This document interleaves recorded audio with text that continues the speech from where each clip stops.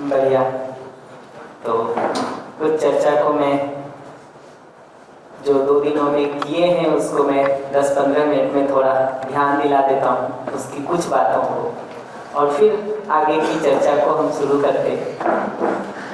तो 10 मिनट के समय में मैं जो चर्चा हुई है उस पर थोड़ा ध्यान वापस रिकैप कर देता हूँ।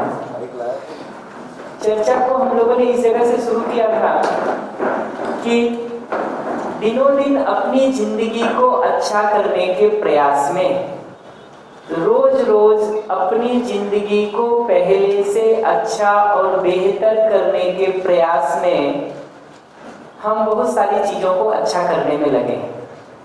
तो मोबाइल, कपड़े, जूते, नौकरी, व्यापार, गाड़ियां, घर, बंगला, आने जाने के साधन, ये सब हमारे दिनों दिन अच्छे होते हुए दिखाई देते हैं।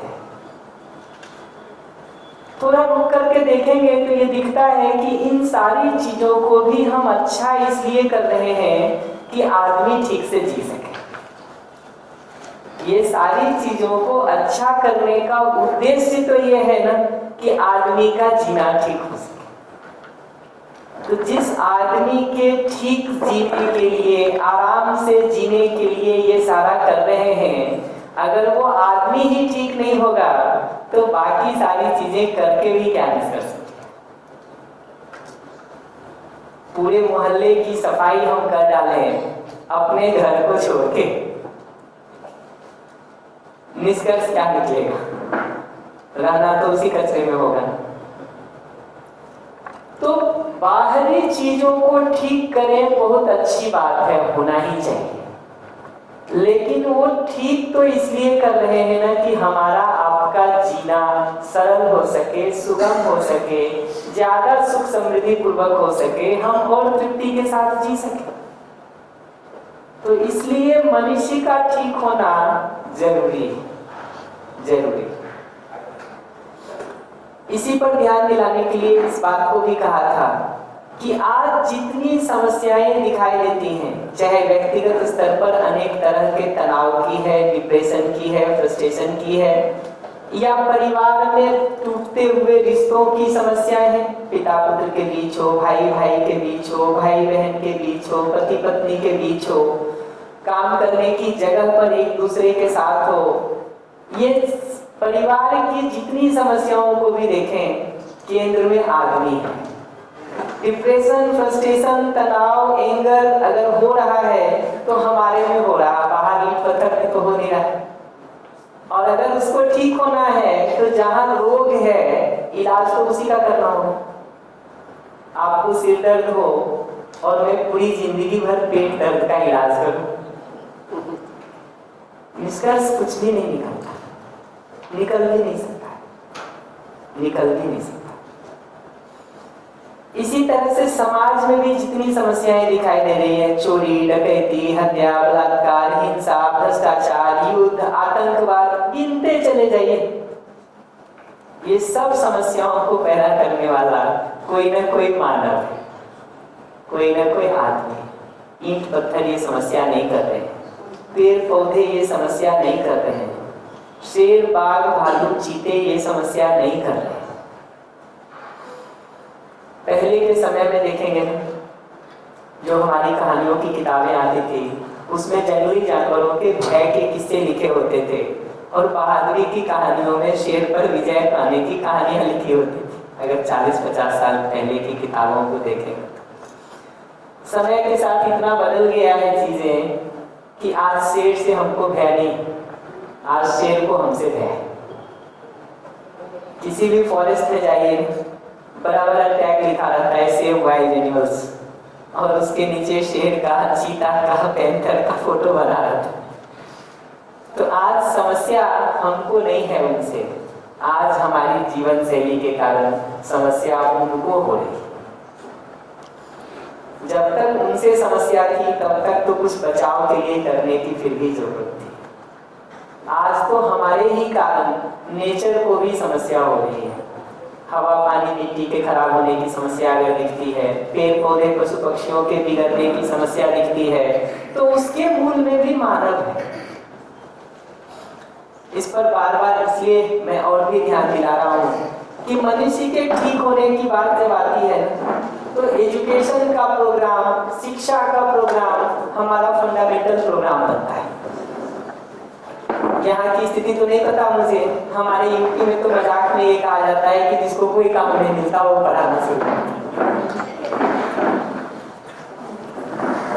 क्योंकि कहीं ना कहीं आप देखेंगे ना, आप बच्चों से पूछिए, मैं तो कई बार सर्वे करता रहता हूँ, एस्पिरेशंस क्या है तुम्हारे, क्या बनना चाहते हो? 100 बच्चों की क्लास में बड़ी मुश्किल से कोई एक तो होता है जो कहता है हम टीचर बनना चाहते हैं।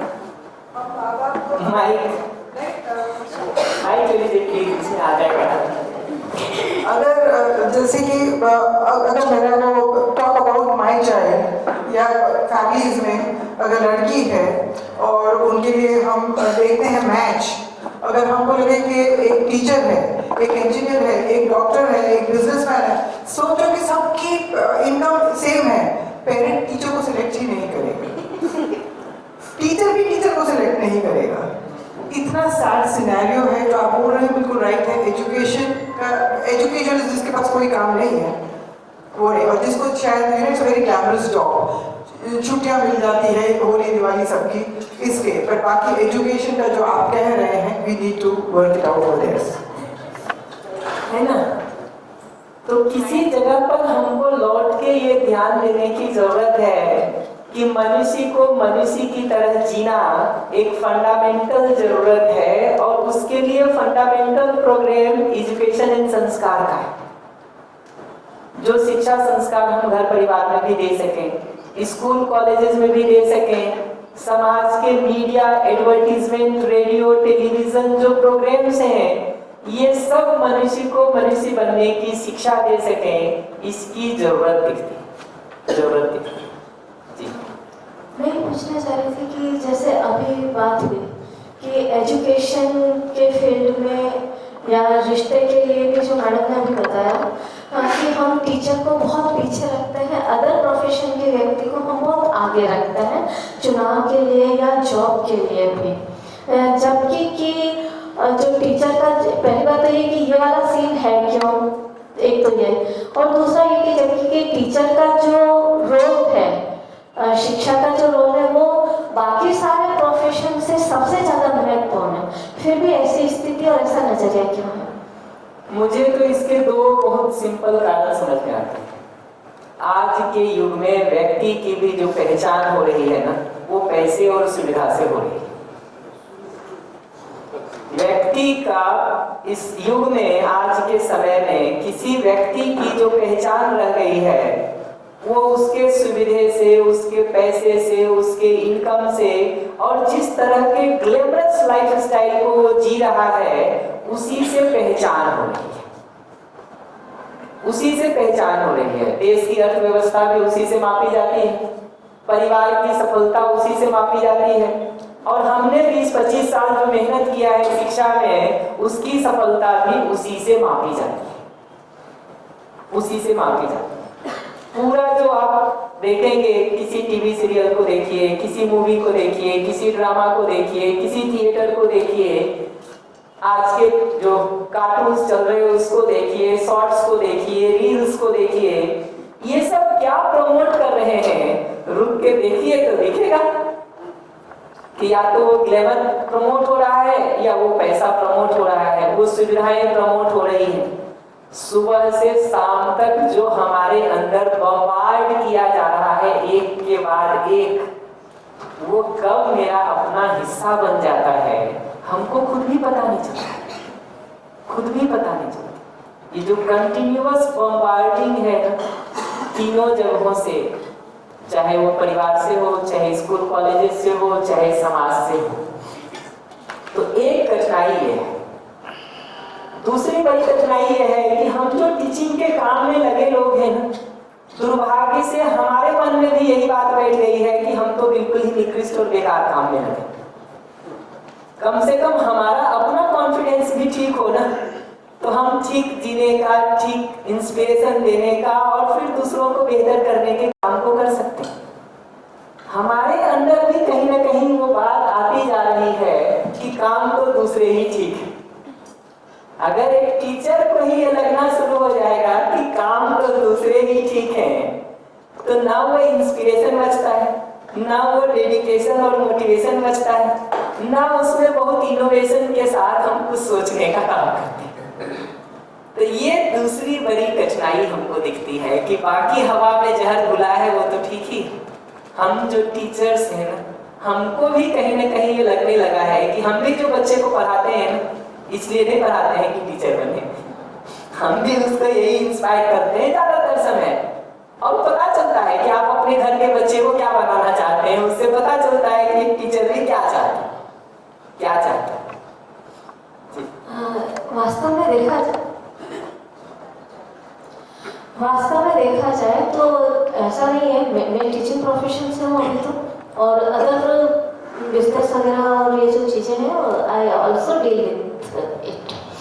तो मुझे ऐसा कभी कुछ लगा नहीं। मैं इनिशियली तो अदर जैसे ऑफिस मैनेजमेंट है या जो इंडस्ट्रीज वगैरह या जो है उसमें थी, लेकिन मेरे को फिर भी एक इंटरेस्ट था कि मुझे टीचर में आना है। पर जब मैंने टीचिंग की वो चीज़ देखी, जैसे कि बता रहे हैं कि आज हम क्या करते हैं कि जो राइट पर्सपेक्टिव है, जिसके अकॉर्डिंग हमें बच्चों को सिखाना चाहिए, सोसाइटी के लिए तैयार करना चाहिए, उसके लिए जैसे एक अलग से जैसे अपन अभी जीवन विद्या शिविर चला रहे हैं, जबकि ये वाली सारी शिक्षाएं जो होती है बेसिक स्कूल्स के अंदर ही होनी चाहिए, है ना। तो वो चीज़ मुझे जब नहीं लगी तो मुझे लगा कि मेरे मन में जो ये सोच थी बचपन से, मेरे फादर खुद टीचर थे, तो जो मेरी सोच थी कि मतलब आप है ना टीचर बेस्ट प्रोफेशन है, लेकिन मैं जो कि कॉमर्स एंड मैनेजमेंट की थी, तो वैसे भी कॉमर्स वालों की टीचिंग में कम पोस्ट होती है, हमारे राजस्थान में तो ये था ही। तो मैं अदर जो कोर्सेज हैं मैंने कर रखे हैं जो भी अपने इंडस्ट्रीज से या मैनेजमेंट से रिलेटेड है, तो मुझे लगा कि जो टीचिंग में अगर मैं जो सोच रही हूँ कि ये राइट पर्सपेक्टिव मुझे इम्प्लीमेंट करना चाहिए, तो सब लोग उसे एक्सेप्ट नहीं करेंगे, बल्कि कहेंगे आप आउटडेटेड है ना। जबकि कि उन दोनों को प्रॉपर मैनेज करके आगे बढ़ना जरूरी है। ठीक है कि अगर प्रोफेशन आपको ल्यूक्रेटिव लगता है, पर हर चीज दूर से ही ल्यूक्रेटिव लगती है, ये समझने की आवश्यकता है। सही बात है। भैया का कुछ जी। नमस्ते। नमस्ते। मैं दो चीज़ें रखना चाहूँगा जो अभी जिस कॉन्टेक्स्ट में बात हो रही है। मेरी खुद की बात करूँ, मैं कॉर्पोरेट के अंदर हाईएस्ट लेवल तक मैंने काम किया हुआ है, ऐसे भी बहुत देखे हैं, ग्लैमर भी बहुत देखा है, संबंध भी काफ़ी सारे उसमें हुए हुए हैं। फिर भी वो संतोष नहीं था कि क्यों हम इस जिंदगी की दौड़ में उस तरह से लगे हुए हैं जहाँ पे उसका कोई अंत नहीं है। और वहाँ से मेरी समझ शुरू हुई कि संबंध क्या है वो मैं अगर समझता हूँ तो मैं बाकी की चीज़ों के ऊपर मैं काम कर सकूँगा। तो मैंने संबंध को समझने की शुरुआत जब ये पहली बार जब मैंने शेयर किया था तो मैंने आपसे की सबसे पहले कि अगर मैं क्या हूँ मैं समझता हूँ तो मैं बाकी के लोगों को बता पाऊँगा कि नहीं भाई मानव क्या है। जैसे कल से 2 दिन से जो रिफ्लेक्शन जो चल रहा है उसमें एक 2-3 चीज़ें जो मुझे समझ में आई है, जहाँ पे जो प्रोसेस जो चल रही है अभी भी अपने या मेरी खुद की अगर मैं बात करूँ तो वो बीइंग और बिकमिंग का जो दौड़ है उसको डिफाइन नहीं कर पाता है। बिकमिंग ज़्यादा लगता है, बीइंग पे तो ध्यान नहीं दे पाता है, और जब तक आप बीइंग पे ध्यान नहीं दे पाते हो तब तक आपको बाहर वाली दुनिया जो है वो ऐसी लगेगी जहाँ पे आप काफ़ी सारा अपने आप को महसूस करोगे कि नहीं मेरे पास बहुत पावर है, अथॉरिटी है, मैं लोगों को कंट्रोल कर सकता हूँ। सो जो ये समझने वाली जो प्रोसेस है उसमें मैं अभी वहाँ पे पहुँचा हूँ जहाँ पे हम सब लोग एक जो ज़िंदगी जी रहे हैं उसको कौन से कॉन्टेक्स्ट में देख रहे हैं या उसको किस तरह से जीना चाहिए, वो जब तक खुद में क्लैरिटी नहीं आएगी तब तक बाकी की जितनी भी चीज़ें हैं उसमें अपन भौतिकवाद में दौड़ते रहेंगे। और वो जो जानना और मानना वाला जो प्रोसेस था कल, उसके ऊपर आज ज़्यादा अगर आप फोकस करें तो करते हैं। ठीक है। इनफैक्ट ठीक से देखेंगे ना, ये जो बीइंग और बिकमिंग है ना, मैं तो इसको थोड़ा और बढ़ा के कहता हूँ हिंदी में, कि आज के समय देखेंगे ना, होने से ज्यादा हमारा दिखने पर जोर है। हम हैं कैसे, ठीक, और हो कैसे, इस पर हमारा जोर नहीं हो करके हम दिखे कैसे, इस पर हमारा बहुत ज्यादा जोर है। दिखने को कितना भी बढ़िया कर ले, दूसरे इंप्रेस हो सकते हैं उससे, अपना खालीपन नहीं मिट सकता है। ये पकड़ना जरूरी है, ये पकड़ना जरूरी है कि दिखने में कितने भी अच्छे हो जाएं, दूसरे अप्रिशिएट कर सकते हैं, लेकिन जो अपना खालीपन है ना, वो नहीं मिटेगा। वो तो होने से ही मिटता है, होने से ही मिटता है। इसीलिए इतनी सारी सफलताएं आज के दिन मिल जाती हैं, उसके बावजूद भी ऐसा लगता नहीं है कि कुछ खास अपने जिंदगी में बदलाव हुआ है। इनफैक्ट आज की ज्यादातर सफलताओं को देखते हैं ना, तो मैं कहता हूँ कि ये सारी सफलताएं एक निगेटिव रोल प्ले करती हैं हमारी जिंदगी में, कि जब तक वो नहीं होता है ना, तब तक उसके नहीं मिलने का दुख है। सारी सफलताएं आज के दिन ऐसी हो गई हैं कि जब तक वो नहीं मिलता है ना, उसके नहीं होने का दुख है। जिनको नहीं मिल पाया वो जिंदगी भर बेचारे उसी दुख में चले जाते, लेकिन जिनको मिल जाता है ना, उनको 2-4 दिन में वो भ्रम टूट जाता है कि सोचा कुछ और था, मिला कुछ और, मिला कुछ और। ये वो तो नहीं है जिसके पीछे हम ये 10 साल लगाने का सोच रहे थे, 20 साल लगाने का सोच रहे थे।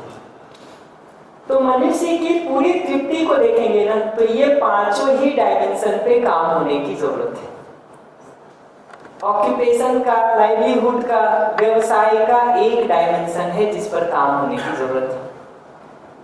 व्यवहार एक और डायमेंशन है जिस पर काम होने की जरूरत है। जी पता नहीं मेरी बात कहना मायने रखती या नहीं, पर बोलने का मन किया तो खोल लेती हूँ। मैम ने बोला कि टीचर बनना कोई नहीं चाहता, टीचर के बच्चे भी बनना नहीं, और उससे तो बुरी हालत है खेडूत की। तो आज जो खेती करते हैं, खेडूत है, उसके बच्चे भी खेडूत बनना नहीं चाहते। मैं तो 2 साल से टीचिंग में हूँ, तो बच्चों को बोलती हूँ आप क्या बनना चाहते हो, तो वो सब बोलेंगे पायलट बनेंगे, ये बनेंगे, वो बनेंगे, और खेडूत कोई नहीं बोलेगा। तो आज की परिस्थिति में वैसे जीने के लिए खाना जरूरी है, तो वो खेती से उगाएंगे, और तो कोई चारा नहीं है। तो पता नहीं मैं जो कहना चाहती हूँ आप समझो कि वो ऐसा क्यों, ऐसे वो पहले खेडूत बनते थे तो उसको अच्छी बात जानते थे। आज खेडूत का बच्चा खेती करता है तो वो शादी के लिए भी योग्य नहीं माना जाता। तो ऐसी परिस्थिति कैसे आई, मैं जानना चाहती हूँ। समाज में व्यवस्था पर जब इस पे बात करेंगे ना, सोसाइटी के हार्मनी पर, सोसाइटी के सिस्टम्स पर जब बात करेंगे ना, हम डे 5 में किसी समय उसको शुरू करेंगे, तो उस पर डिटेल में बात करेंगे डे 5 और डे 6 में कि क्यों ये स्थिति दिखाई देती है। अभी के लिए आप पूछेंगे ना, तो जो आपने कहा मैं उसको अपनी भाषा में कहूँ तो 3 बड़े कारण दिखते हैं। पहला कारण ये दिखता है कि खेती में आज के दिन इतना पैसा भी नहीं है ज्यादातर समय कि आदमी अपनी जिंदगी ठीक जी ले, वो नहीं है। अनिश्चितताएं बहुत ज्यादा है, चाहे मौसम की हो चाहे बाजार की हो। पहले तो सिर्फ मौसम की अनिश्चितता थी कि भाई गेहूं उगेगा कि नहीं, आलू उगेगा कि नहीं, केला होगा कि नहीं, टमाटर होगा कि नहीं, ये अनिश्चितता थी, अनसर्टेंसी थी। आज की अनसर्टेंसी सिर्फ उतनी ही नहीं है, बाजार की भी। मैं अपने ही घर का बताऊं, अभी 2 महीना पहले मैं घर पे था। केले की खेती, हमारे यहाँ कई चीजों की खेती करते हैं, उसमें से एक केले का बता रहा हूँ। केला यूजुअली जो उसका पूरा वो कांदी मिलता ना, यहाँ कुछ कहते होंगे वो पूरे एक को, ठीक, वो पूरी कांदी हमारे यहाँ 200 से 250 रुपये में जाती है। अभी इस बार उसका हालत ये है कि मार्केट में उसका रेट 30-35 रुपीज, 30 रुपये। हम तो गाय को खिला रहे हैं, ठीक है, फ्री में कोई काट के लेके चले जाए, ये स्थिति है। तो काटने कौन जाएगा वहां तक, ठीक है, इसलिए वो पूरा गिर करके मिट्टी में मिल रहा। ये तो मौसम की भी अनसर्टेंसी नहीं है, ये तो बाजार की है, बाजार की। आलू की खेती करते हैं कई बार हमारे यहाँ, कभी कभी तो ये स्थिति होती है कि लागत में जितना लगाए ना वो भी निकल के आएगा कि नहीं कहना बहुत मुश्किल होता है। इतना फ्लक्चुएटिंग मार्केट हम बनाते जा रहे हैं समय के साथ कि वो इतना अनसर्टेन हो गया है कि जब आप बो रहे होते हैं बीज तो रेट कुछ और होता है, जब आप काट रहे होते हैं तो रेट कुछ और होता है। बोते हुए आलू में हम 50 रुपए का बीज बोते हैं, बिकते हुए में अगर वो 4 रुपए केजी पर आ गया है तो जितना प्रोडक्शन हुआ होगा वो तो सब चला जाएगा ना जी उसमें। तो पहली प्रॉब्लम खेती की जगह से ये दिखाई देती है। नेचर की जो अनसर्टेनिटी है उसको तो फिर भी किसान पहचान लेता है, कर लेता है, लेकिन ये जो मार्केट की अनसर्टेनिटी है ये तो नोइंगली अननोइंगली हम मनुष्यों का क्रिएट किया हुआ है। उसको डील करना बहुत कठिन है। तो मैं एक बार एक लेक्चर पढ़ रहा था, बड़ी अच्छी बात कही उन्होंने कहा खेती की समस्या खेत के अंदर नहीं है, खेत के बाहर है। इसलिए खेती के प्रॉब्लम को अगर आप सॉल्व करना चाहते हैं तो खेत के अंदर सॉल्व नहीं होगा, वो खेत के बाहर सॉल्व होगा। हमको लगता है खेत के अंदर खेती की समस्या सॉल्व होगी। प्रोडक्शन आज भी बहुत है जी, आज भी बहुत है। बहुत अच्छी टेक्नोलॉजी को मिला देंगे ना तो 50%, 20%, 30%, 40% इंक्रीमेंट हो जाएगा। इससे ज्यादा इंक्रीमेंट होना आज की खेती में बहुत मुश्किल है, बहुत मुश्किल। तो खेती की जो प्रॉब्लम है ना वो खेत के बाहर है। जब तक वो बाहर सॉल्व नहीं करेंगे ना ये खेती की प्रॉब्लम हल नहीं हो सकती। तो पहला कारण तो ये है उसका। खेती का दूसरा बड़ा कारण ये है कि आपके यहाँ क्या स्थिति है पता नहीं, हमारे यहाँ तो बच्चों को ये कहा जाता है कि बेटा पढ़ाई लिखाई कर ले, नहीं तो खेत में मेहनत मजदूरी करना पड़ेगा। इस शुरू से ये स्टेटमेंट है कि बेटा पढ़ाई लिखाई कर ले, नहीं तो खेत में मेहनत मजदूरी करना पड़ेगा। अभी साल भर पहले हमारे यहाँ चुनाव था एक, तो मैं घर पर था उस समय, टीवी में एक ऐड दिखा रहा था, ऐड नहीं था वो, किसी का इंटरव्यू दिखा रहा था न्यूज में। वो एक बच्चा खड़ा होकर ये बात बता रहा है कि हमारे पिताजी कह रहे हैं कि बेटा कुछ पढ़ाई लिखाई कर ले, नहीं तो जिंदगी भर हल चलाना पड़ेगा। तो ये डिजाइन ऐसा हो गया है कि खेती को करने को या श्रम जिस काम में लगता है, फिजिकल लेबर जिस काम में लगता है, खेती में लगता ही है, उसका सम्मान भी नहीं बचा है। तो पैसा भी नहीं है, सम्मान भी नहीं है। ये दो तो सीधा प्रॉब्लम है कि पैसा नहीं है, सम्मान नहीं है। तीसरी प्रॉब्लम ये दोनों के साथ जुड़ जाती है, जो आप कह रहे हैं कि अब कोई लड़की आना नहीं चाहती, वातावरण में होना चाहता, ऐसे प्रॉब्लम्स हमारे यहाँ भी है। यूपी और बिहार का तो मैं बता सकता हूँ, कांस्टेंट प्रॉब्लम है, कांस्टेंट प्रॉब्लम। उससे भी ज्यादा हरियाणा में, पंजाब और हरियाणा में उससे भी ज्यादा, खास करके जहाँ गर्ल्स के रेशियो कम होते जा रहे हैं वहां ये तकलीफ और ज्यादा है। वेस्ट यूपी में, पश्चिमी यूपी में बहुत ज्यादा है। तो ये कठिनाई है, लेकिन इस पर हम बात करेंगे विस्तार से समाज की व्यवस्था में बात करते समय। अभी हम लौट आते हैं यहाँ, और इस पर बार बार हम ध्यान इसलिए दिला रहे हैं कि आज की सारी पढ़ाई लिखाई से घर परिवार में भी जिस तरह से हम बच्चों को नर्चर कर रहे हैं ना, हम बाकी सारी चीजों का बहुत ध्यान रख रहे हैं, लेकिन वो आदमी आदमी की तरह जीने लगे। उसका व्यवहार, उसका विचार, उसका भाव, उसका समझ, उसका सोच, वो अगर ठीक होने का काम नहीं होगा ना तो इस सुविधा वाले डायमेंशन पे कितना भी अचीवमेंट हो जाए, कितनी भी उपलब्धि हो जाए, वो खुद भी परेशान रहेगा, दूसरों की भी परेशानी का कारण।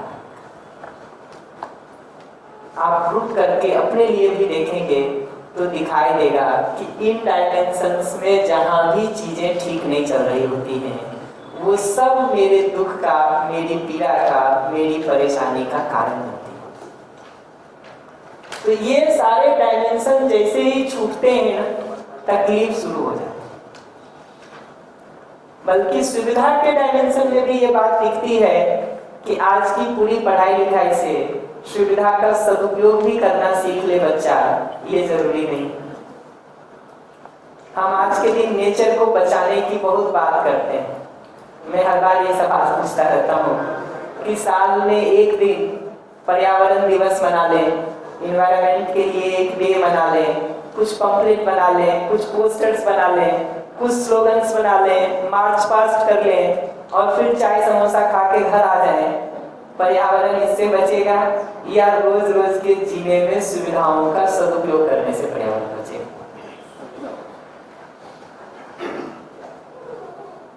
ये तो सोचने की जरूरत होगी। मैं कहता हूँ कि अगर रोज के जीने में आप वो सदुपयोग नहीं करेंगे ना, तो मार्च पास्ट करने में भी जो चाय समोसा खाए होंगे जिस प्लेट में, जो डंडा लेकर के वो निकाले होंगे, उसके लिए 2 पेड़ और काटा।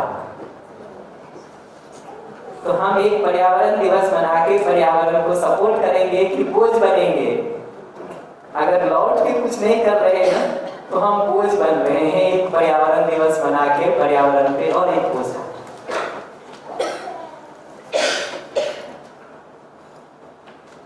तो इतने डायमेंशन पे मानव के रूप में विकसित होने की जरूरत है।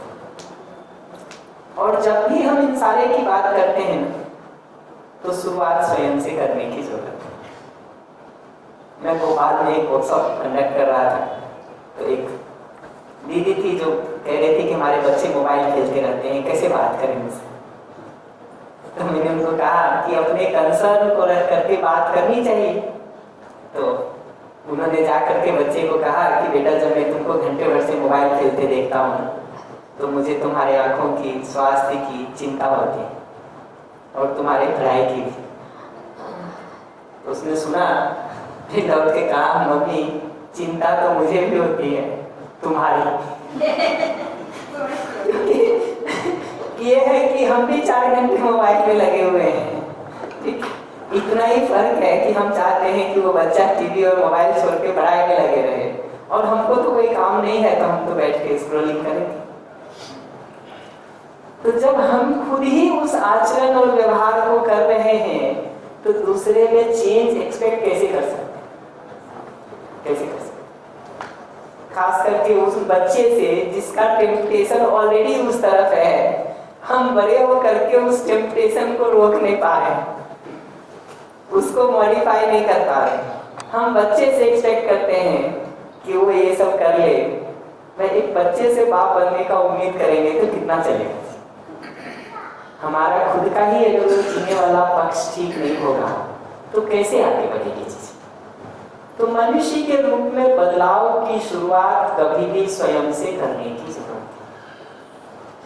कितनी बार ऐसा भी होता है, ये वाला जो आपने बताया वो भी बिल्कुल सही सीन है, पर कभी कभी ऐसा भी होता है कि माता पिता तो बहुत कम यूज़ करते हैं लेकिन बच्चे बहुत ज़्यादा यूज़ करते हैं। तो और आप उन्हें कुछ कहते हैं तो वो मानते नहीं हैं। तो उस केस में 2 जगह काम करने की जरूरत है। उस केस में एक, धीरे धीरे पूरा समाज ठीक हो, इसकी जरूरत है।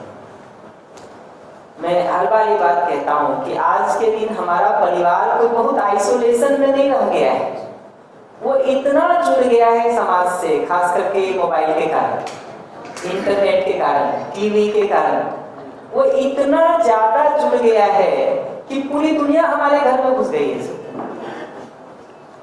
आप बच्चे को बाहर निकलने से मना भी कर दिए हैं ना, तब भी वो पूरी बाहर की दुनिया हमारे अंदर आके बैठ गई है, ये मोबाइल और टेलीविजन के माध्यम से। तो आज के दिन तो 2 में से एक ऑप्शन ही है, या तो हम सब डूबेंगे या हम सब बचेंगे। आज के दिन आइसोलेशन में बचने का ऑप्शन नहीं है। बहुत छोटा मोटा थोड़े दिन का कुछ प्रयास कर सकते हैं, बट लंबा प्रयास तो 2 में से एक ही होगा, या तो वो पूरा डूबेगा या पूरा ही ठीक होगा। आज स्थिति तो वैसी बनी हुई है, अगर हमसे पूछेंगे तो स्थिति ऐसा दिखता है। तो एक कारण ये है, एक दूसरा कारण और है, वो ये है कि हम भी जो आज के दिन बच्चे को समझाने का काम करते हैं, उसका जो तरीका है ना, वो कहीं ना कहीं अपमान वाला, विरोध वाला, क्रिटिसाइज करने वाला, दूसरे को नीचा दिखाने वाला, कम बताने वाला, डांटने वाला वो तरीका है। किसी जमाने में वो तरीका चल जाता होगा, मैं उस पर तो कोई कमेंट नहीं करूंगा। आज नहीं चलेगा, इतना मैं पक्का कह सकता। आज की स्थिति यह है कि अगर आप बच्चे को 3 बार जोर से बोलेंगे ना, तो चौथी बार वो आपसे ज्यादा जोर से बोल के जवाब देगा, ज्यादा जोर से बोल। तो आज के बच्चों की जो स्थिति हो गई है, जिस कारण से भी हो गई हो, मैं उन कारणों पे नहीं जा रहा हूं। अगर रोग बदल गए हैं तो हमको इलाज का तरीका भी तो बदलने की जरूरत होगी। उसी पुराने तरीके से ट्रीटमेंट करते रहेंगे, गुस्से से, भय से, डांट से। आजकल के बच्चों को तो थोड़ा ज्यादा डांट दीजिए ना, तो एक धमकी वही दे देता है कि आप अगर और कुछ कहेंगे तो मैं ऐसा कर डालूंगा, मैं ऐसा कर डालूंगा। और घर में 1 बच्चे 2 बच्चे आज के दिन रह गए, ठीक है, 4-6 बच्चे हो तो कोई थोड़ा धमकी भी दे दे तो साइड हो जाए। यहाँ तो 1 ही बच्चा है, 2 ही बच्चा है, तो वो थोड़ा भी कुछ कहता है ना तो माँ बाप रिकंसीडर करते हैं अपने को, बच्चा नहीं करता। तो कहीं ना कहीं मुझे लगता है कि आज जिस तरीके से बच्चे को अप्रोच करने की जरूरत है ना, उस तरीके में डांट नहीं चल सकता, भय नहीं चल सकता, गुस्सा नहीं चल सकता, इवन उपदेश आर्गुमेंट नहीं चल सकता। कि हमारे घर की परंपरा है, कल्चर है, कोई नहीं सुनने वाला जी, नहीं सुनता।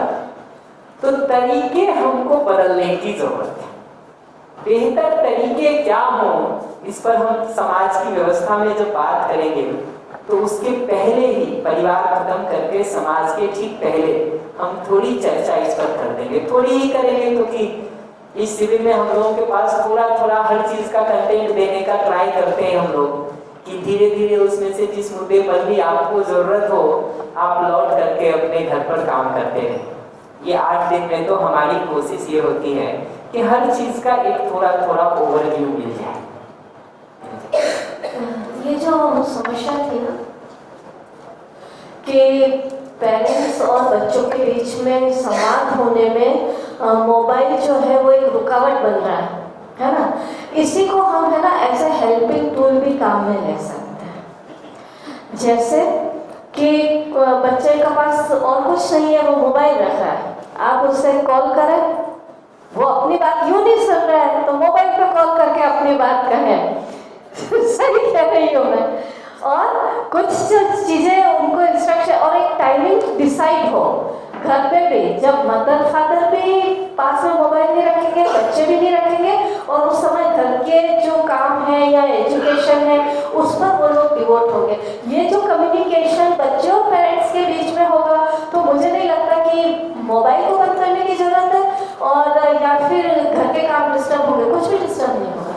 क्योंकि आजकल मोबाइल केवल समस्या पैदा नहीं कर रहा है, बहुत सारी चीजों के हल भी प्रस्तुत कर रहा है। करेंगे, इस पर समाज के दौरान बात करेंगे दीदी, अभी उसको एक्सपेंड नहीं करता हूँ। ये अभी के लिए मैं इतना जरूर कहूँगा कि हमारे एक्सप्रेशन का तरीका अगर नहीं बदलेगा ना, तो पहले सामने नहीं बात कर रहा है, मोबाइल पर भी अगर वही तरीका अपनाएंगे ना, कॉल ब्लॉक हो जाएगा आपका।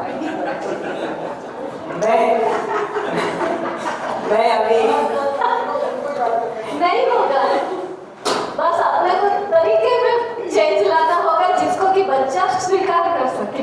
मैं अभी रिसेंटली भीलवाड़ा में एक वर्कशॉप कंडक्ट कर रहा था। एक बच्चा किसी बात को लेकर के चर्चा चल रही थी, तो मुझे पहली बार पता चला कि आज 8-9 के बच्चे ना 8-9 में जब आ जाते हैं तो अपना पर्सनल मोबाइल थे, और उसके चाहने का एक बड़ा कारण ये था उसमें कि उनको इंस्टाग्राम पर अपना अकाउंट बनाना। हमने पूछा मम्मी पापा के अकाउंट से क्यों नहीं बना लेते, तो कहा कि अकाउंट बनाना है और उसमें सबसे पहले आज के दिन लोग माँ बाप को ब्लॉक करते हैं कि हम क्या कर रहे हैं आप देख ना सकते। उसकी बड़ी बहन ने कहा कि पूरे कल्चर है यहाँ का, यही करते ही हैं सब, तो जीने का जगह तो वहां पहुंच जाएगा जी। अगर हम संवाद के अपने तरीकों को बदलने का काम नहीं करेंगे ना, तो बच्चों की स्थिति हो गई है कि पूरी दुनिया देखे माँ बाप ब्लॉक है। वो डिजाइन बन गया, वो डिजाइन बन गया। ये बात को कह रहा था कि मानव के रूप में अगर देखेंगे तो हैप्पीनेस और प्रोस्पेरिटी हमारे गोल के रूप में दिखता है और हम इसकी कंटिन्यूटी चाहते हैं, इसकी निरंतरता चाहते हैं। तो नेक्स्ट हमने इस क्वेश्चन पे बात किया था कि हैप्पीनेस और प्रोस्पेरिटी की कंटिन्यूटी अगर हम चाहते हैं तो ये हैप्पीनेस है क्या, प्रोस्पेरिटी है क्या, इसको समझना जरूरी है। क्योंकि जिस गोल के पीछे हम दौड़ रहे हैं वो है क्या, इसको तो पहचान लें ठीक से।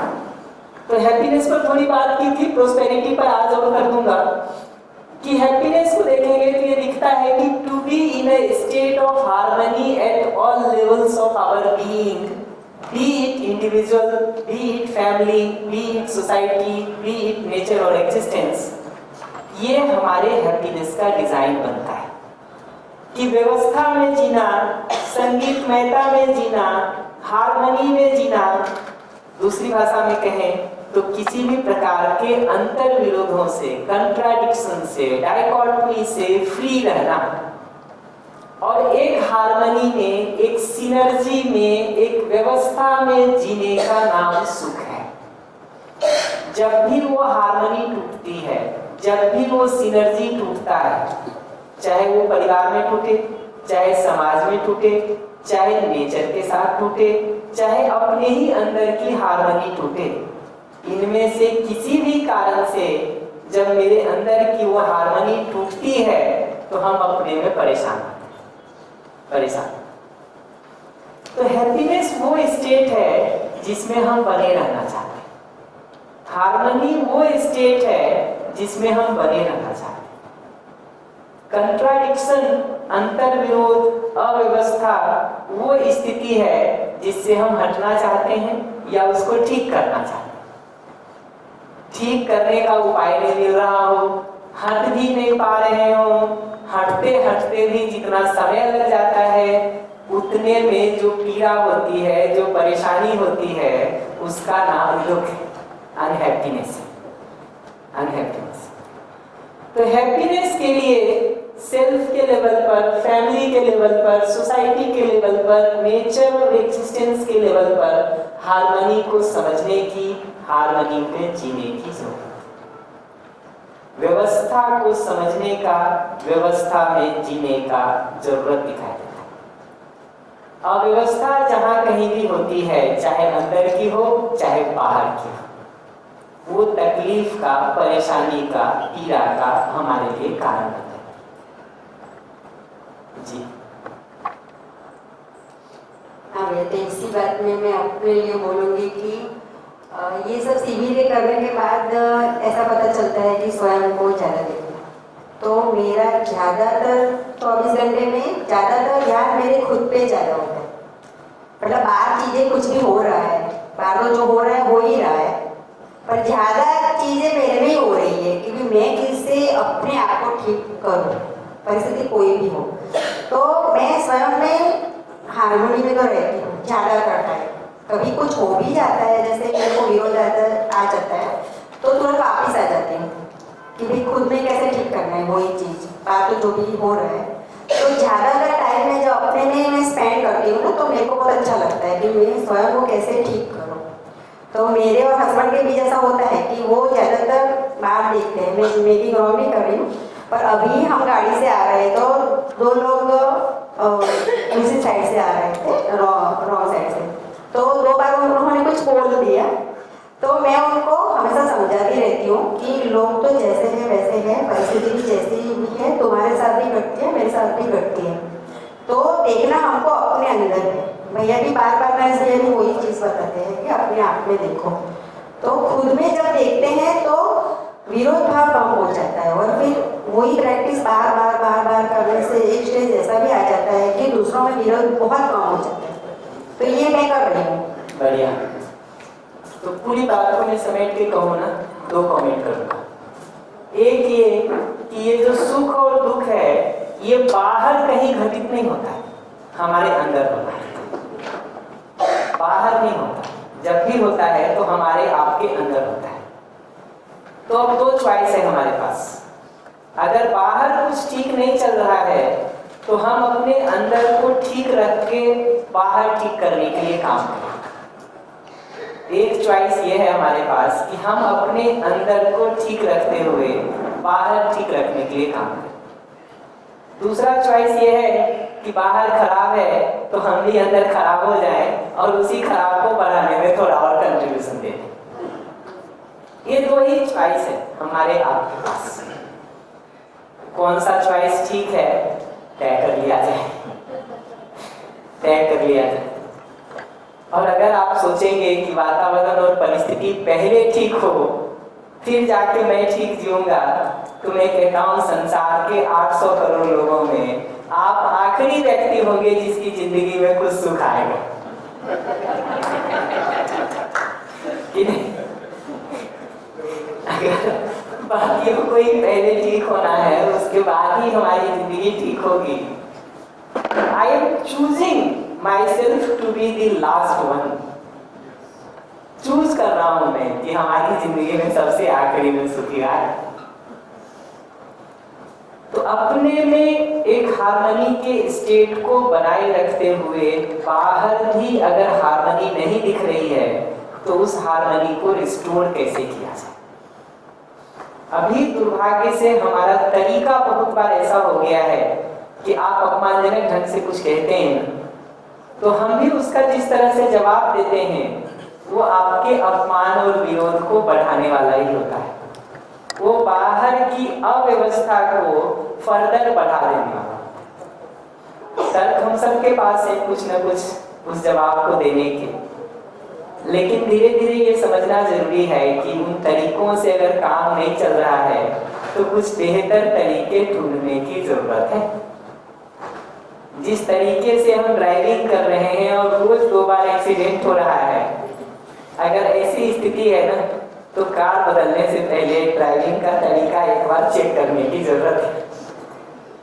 जरूरत नहीं तो कार बदल भी लेंगे ना तो दूसरी कार में भी वही स्थिति होगी, वही स्थिति होगी। इस संदर्भ में जब एक एक करके हम मानव, परिवार, समाज, प्रकृति और अस्तित्व को समझने गए ना तो ह्यूमन बीइंग के संदर्भ में 4 मुख्य बातें कही थी जिसको मैं समराइज कर देता हूँ। पहली इंपॉर्टेंट बात ये कही थी कि human being is a coexistence of self and the body. मनुष्य को देखते हैं तो शरीर भी दिखता है, शरीर के साथ साथ मैं का, स्वयं का, जीवन का होना भी दिखता है। ये दोनों में अंतर क्या है देखेंगे तो इनकी आवश्यकताएं अलग अलग तरह की हैं। शरीर से जुड़ी हुई जितनी भी आवश्यकता है, भोजन की, कपड़े की, घर की, ये आवश्यकताएं, ये नीड्स बॉडी के साथ बदलता रहता है। तो शरीर 3 फीट का है तो एक तरह का कपड़ा, 6 फीट का हो गया है तो थोड़ा ज्यादा चाहिए। बच्चा है तो एक तरह का भोजन चाहिए, बड़ा है तो दूसरे तरह का भोजन चाहिए। शरीर स्वस्थ है तो एक तरह का चाहिए, बीमार हो गया तो दूसरे तरह का चाहिए। ये सारी जरूरतें शरीर के हिसाब से बदलती हुई दिखाई देती हैं। जबकि सेल्फ की नीड को देखेंगे तो ट्रस्ट, रेस्पेक्ट, अफेक्शन, इन नीड्स को देखेंगे ना तो जब हमारी उम्र 20 साल थी तब भी है, जब 60 साल हो गई तब भी है, जब 80 साल हो गई तब भी है, शरीर 40 kg का है तब भी है, 80 kg का हो गया तब भी है। ये सारे सिचुएशंस में वो सेम रहता है। शरीर हेल्दी है तब भी, बीमार हो जाए तब भी। तो ये नीड्स सीधा सीधा बॉडी पे डिपेंडेंट नहीं दिखता है। ये नीड्स की 2 कैटेगरी का कारण ये है कि एक नीड है जो सीधा सीधा बॉडी पे डिपेंड करता है, शरीर के साथ उसका बदलाव होता है, चेंज होता है। एक दूसरी नीड है जो बॉडी के साथ चेंज नहीं होता हुआ दिखता है। ये 2 अलग अलग टाइप्स की नीड दिखती है। तो पहली बात कही कि human being is a coexistence of self and the body. मानव, मैं और शरीर, इन दोनों का सहअस्तित्व है। दूसरी बात ये कही कि इनकी नीड अलग अलग टाइप की है। और उसको कल बहुत डिटेल किया था कि भोजन की जरूरत, कपड़े की जरूरत, घर की जरूरत को देखेंगे तो ये समय के साथ बदलता रहता है। सुबह नाश्ता कर लिया तो दोपहर को ही खाना चाहिए, उसके बाद भी नाश्ता करने के बाद अगर फिर से खाना पड़े तो हमारे लिए पनिशमेंट है, सहयोग नहीं, सहयोग नहीं। लेकिन यहाँ सम्मान, स्नेह, विश्वास के बारे में कभी ऐसा नहीं लगता कि दिन भर में बहुत सम्मान हो गया अब थोड़ा अपमान हो जाए, दिन भर में बहुत स्नेह हो गया अब थोड़ा विरोध हो जाए। वो चेंज नहीं चाहिए यहाँ तो ये नीड कंटिन्यूअस है, कंटिन्यूअस। इसी तरह से ये बात किया था कि बॉडी से जुड़े हुए नीड्स को देखिएगा तो उसकी क्वांटिटी की बात हो सकती है, माप सकते हम, 4 रोटी, 5 चपाती, 3 मीटर कपड़ा, 100 गज का मकान, ऐसा मेजरमेंट हो सकता है। जबकि ये विश्वास, सम्मान, स्नेह, प्रेम, सुख की जरूरत को देखेंगे तो ये फीलिंग्स के रूप में है, क्वालिटेटिव है, इसकी क्वांटिटी की बात नहीं हो सकती, इसकी क्वांटिटी का मेजरमेंट नहीं हो सकता। तो पहली बात कही कि ह्यूमन बीइंग सेल्फ और बॉडी का कोएग्जिस्टेंस है। दूसरी बात कही कि दोनों की नीड अलग अलग टाइप की है, वो टाइप बताने के लिए ये डिफरेंस किया था।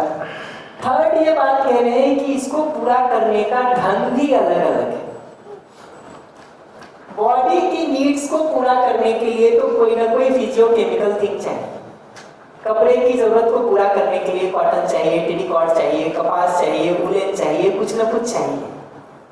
भोजन की जरूरत को पूरा करने के लिए रोटी, चावल, दाल, सब्जी, कुछ ना कुछ फिजिकल थिंग चाहिए। घर बनाने के लिए ईंट, पत्थर, सीमेंट, कुछ ना कुछ फिजिकल थिंग चाहिए। मोबाइल, कैमरा, लैपटॉप, टीवी, कुछ भी बनाइए, कुछ ना कुछ फिजिकल थिंग चाहिए।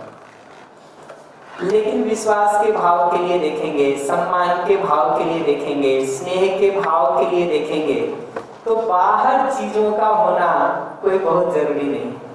हमारे में आपके लिए अगर स्नेह का भाव है, हम एक दूसरे को पहुंचा सकते हैं। हमारे में अगर सम्मान का भाव है, हम एक दूसरे को एक्सप्रेस करने का काम कर सकते हैं। वो सम्मान का भाव नहीं हो, स्नेह का भाव नहीं हो, सुविधाओं से उसके पूरा होने का काम होता नहीं। तो तीसरी बात ये कही थी कि इनके पूरा करने का ढंग अलग अलग है। तो ह्यूमन बीइंग सिर्फ बॉडी नहीं होकर के बॉडी और सेल्फ का कोएग्जिस्टेंस है। दोनों की नीड अलग अलग है, दोनों को पूरा करने का ढंग अलग अलग है। ह्यूमन बीइंग सेल्फ और बॉडी का कोएग्जिस्टेंस है। दोनों की आवश्यकताएं अलग अलग प्रकार की हैं, दोनों को पूरा करने का ढंग अलग अलग है। और लास्ट बात ये कही थी कि दोनों के रिस्पॉन्स का तरीका भी अलग अलग है। बॉडी का 2 मिनट दीजिएगा मुझे, थोड़ी समरी करके फिर आता हूँ। बॉडी का जो रिस्पॉन्स है वो तो बहुत डेफिनेट है कि शरीर में अगर सुई चुभोया जाए तो अगर सुई हार्ड है बॉडी से, शरीर से, तो अंदर जाएगा। हार्ड नहीं है तो अंदर नहीं जाएगा। आप इसको चुभाएंगे तब भी यही होगा, मैं चुभाऊंगा तब भी यही होगा, कोई और चुभाए तब भी यही होगा। बॉडी तो यही करेगी। लेकिन अगर सेल्फ के रिस्पॉन्स को देखेंगे, मेरे रिस्पॉन्स को देखेंगे, तो मैं उस सुई चुभाने वाले व्यक्ति का सहयोग करूंगा या विरोध करूंगा, ये इस बात पे निर्भर करता है कि मैंने उसके बारे में क्या मान रखा है। मैं उसको डॉक्टर मान रखा हूं तो सपोर्ट करता हूं। मैं उसको अपना दुश्मन मान रखा हूं जो जहर दे के मारना चाहता है तो मैं सब तरह से विरोध करता हूं। सारे विरोध के बावजूद भी अगर वो सुई जाए दबा देगा यहाँ पर तो शरीर तो वही करेगा, अंदर जाएगा, और जहर है तो मरेगा, दवा है तो स्वस्थ होगा। शरीर का रिस्पॉन्स बहुत निश्चित है। लेकिन सेल्फ क्या करेगा ये डिपेंड करता है उसके मानने पर कि हमने उस अगले के बारे में क्या मान रखा है।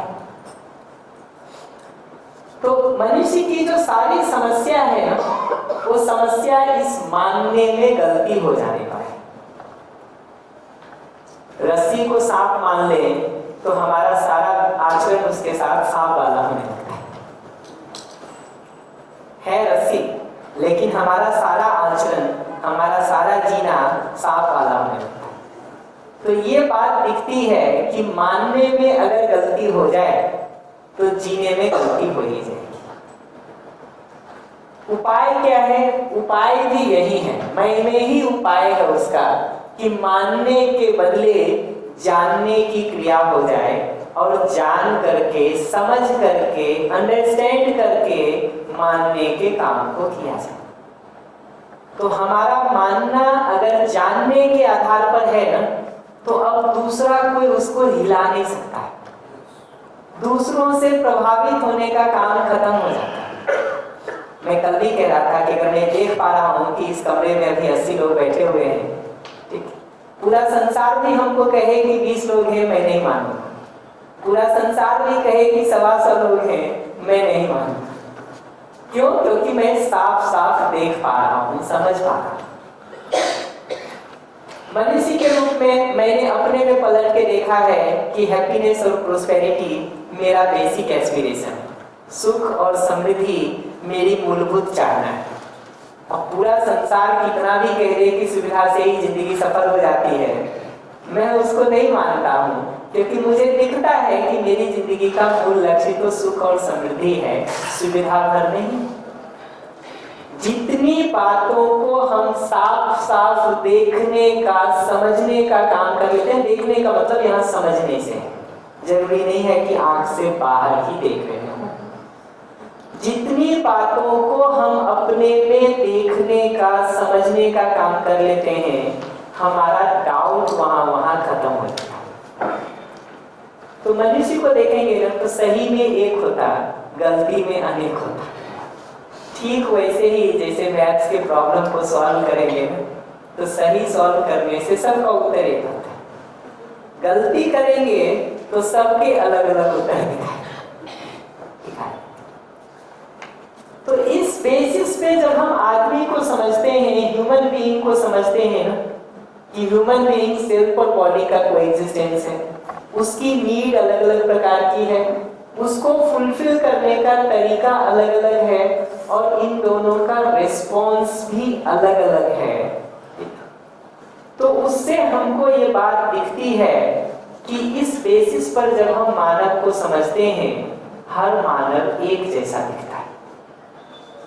जान करके जब मानव को समझते हैं तो ह्यूमन बीइंग एक जैसा दिखता है। जानने या समझने के आधार पर जब जीते हैं तो डिफरेंसेस खत्म होना शुरू होता है। बिना जाने समझे मानना शुरू करें तो धर्म के आधार पर, जाति के आधार पर, संप्रदाय के आधार पर, लैंग्वेज के आधार पर, कास्ट के आधार पर, जेंडर के आधार पर, रेस के आधार पर, धन के आधार पर, पद के आधार पर, बल के आधार पर हम आदमी के बीच बहुत सारा डिफरेंशिएशन करते हैं, बहुत सारा भेद करते हैं। और इतनी गहरी मान्यताएं बैठी हुई हैं कि आपके गुजरात में भी चलता ही होगा, कुछ जाति वालों के बारे में हमारे यहाँ ऐसा कहा जाता है कि सांप के साथ रह लो, इनके साथ तो नहीं रहना।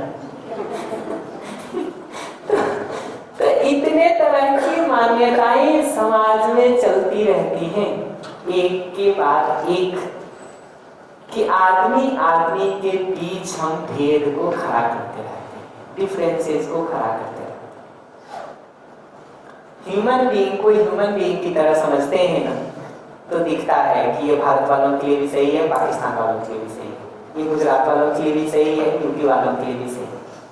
जिन मनुष्यों से मैं मिला हूं उनके लिए भी सही है, जिनसे आज तक नहीं मिला हूं उनके लिए भी सही है, जिनसे पहली बार मिल रहा हूं उनके लिए भी सही है।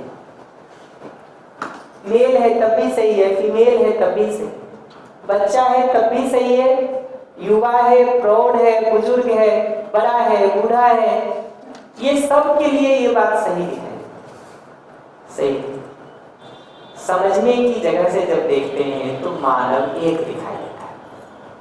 समझे बिना मानने जाएं तो कुछ भी मान लेते हैं, और कुछ भी मानेंगे तो जीने में वो गलती होती ही नहीं, होती ही नहीं। Mic please.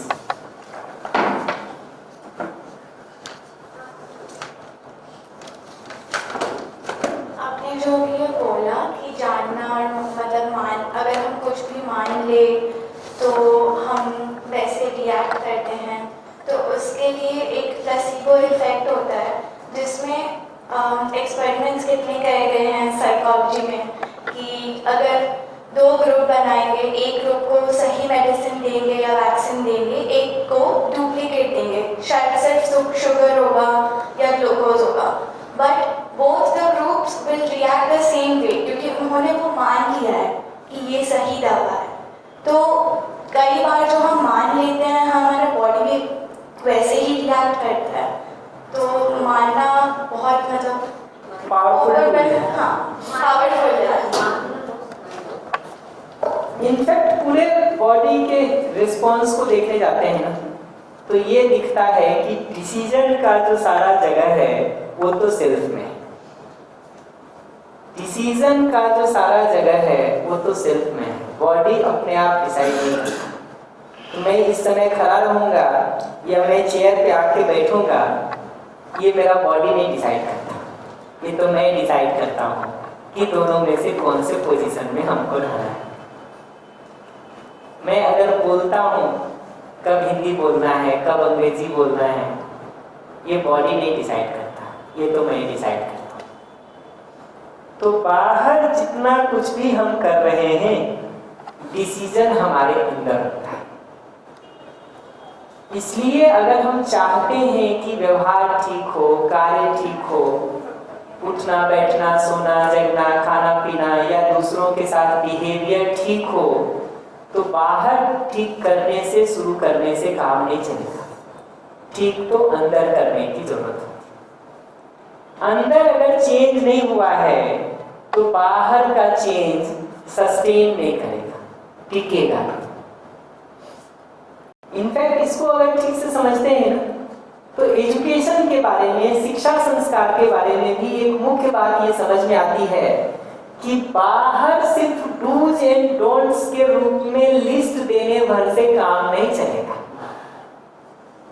अंदर जब तक उसकी समझ नहीं बनी है कि ये क्यों सही है, क्यों सही नहीं है, कैसे इससे उसकी जिंदगी बेहतर होगी, किससे खराब होगी, ये समझ को विकसित करने का काम अगर अंदर नहीं करेंगे तो बाहर नियमों को बना करके लंबे समय तक नहीं चलाया जा सकता।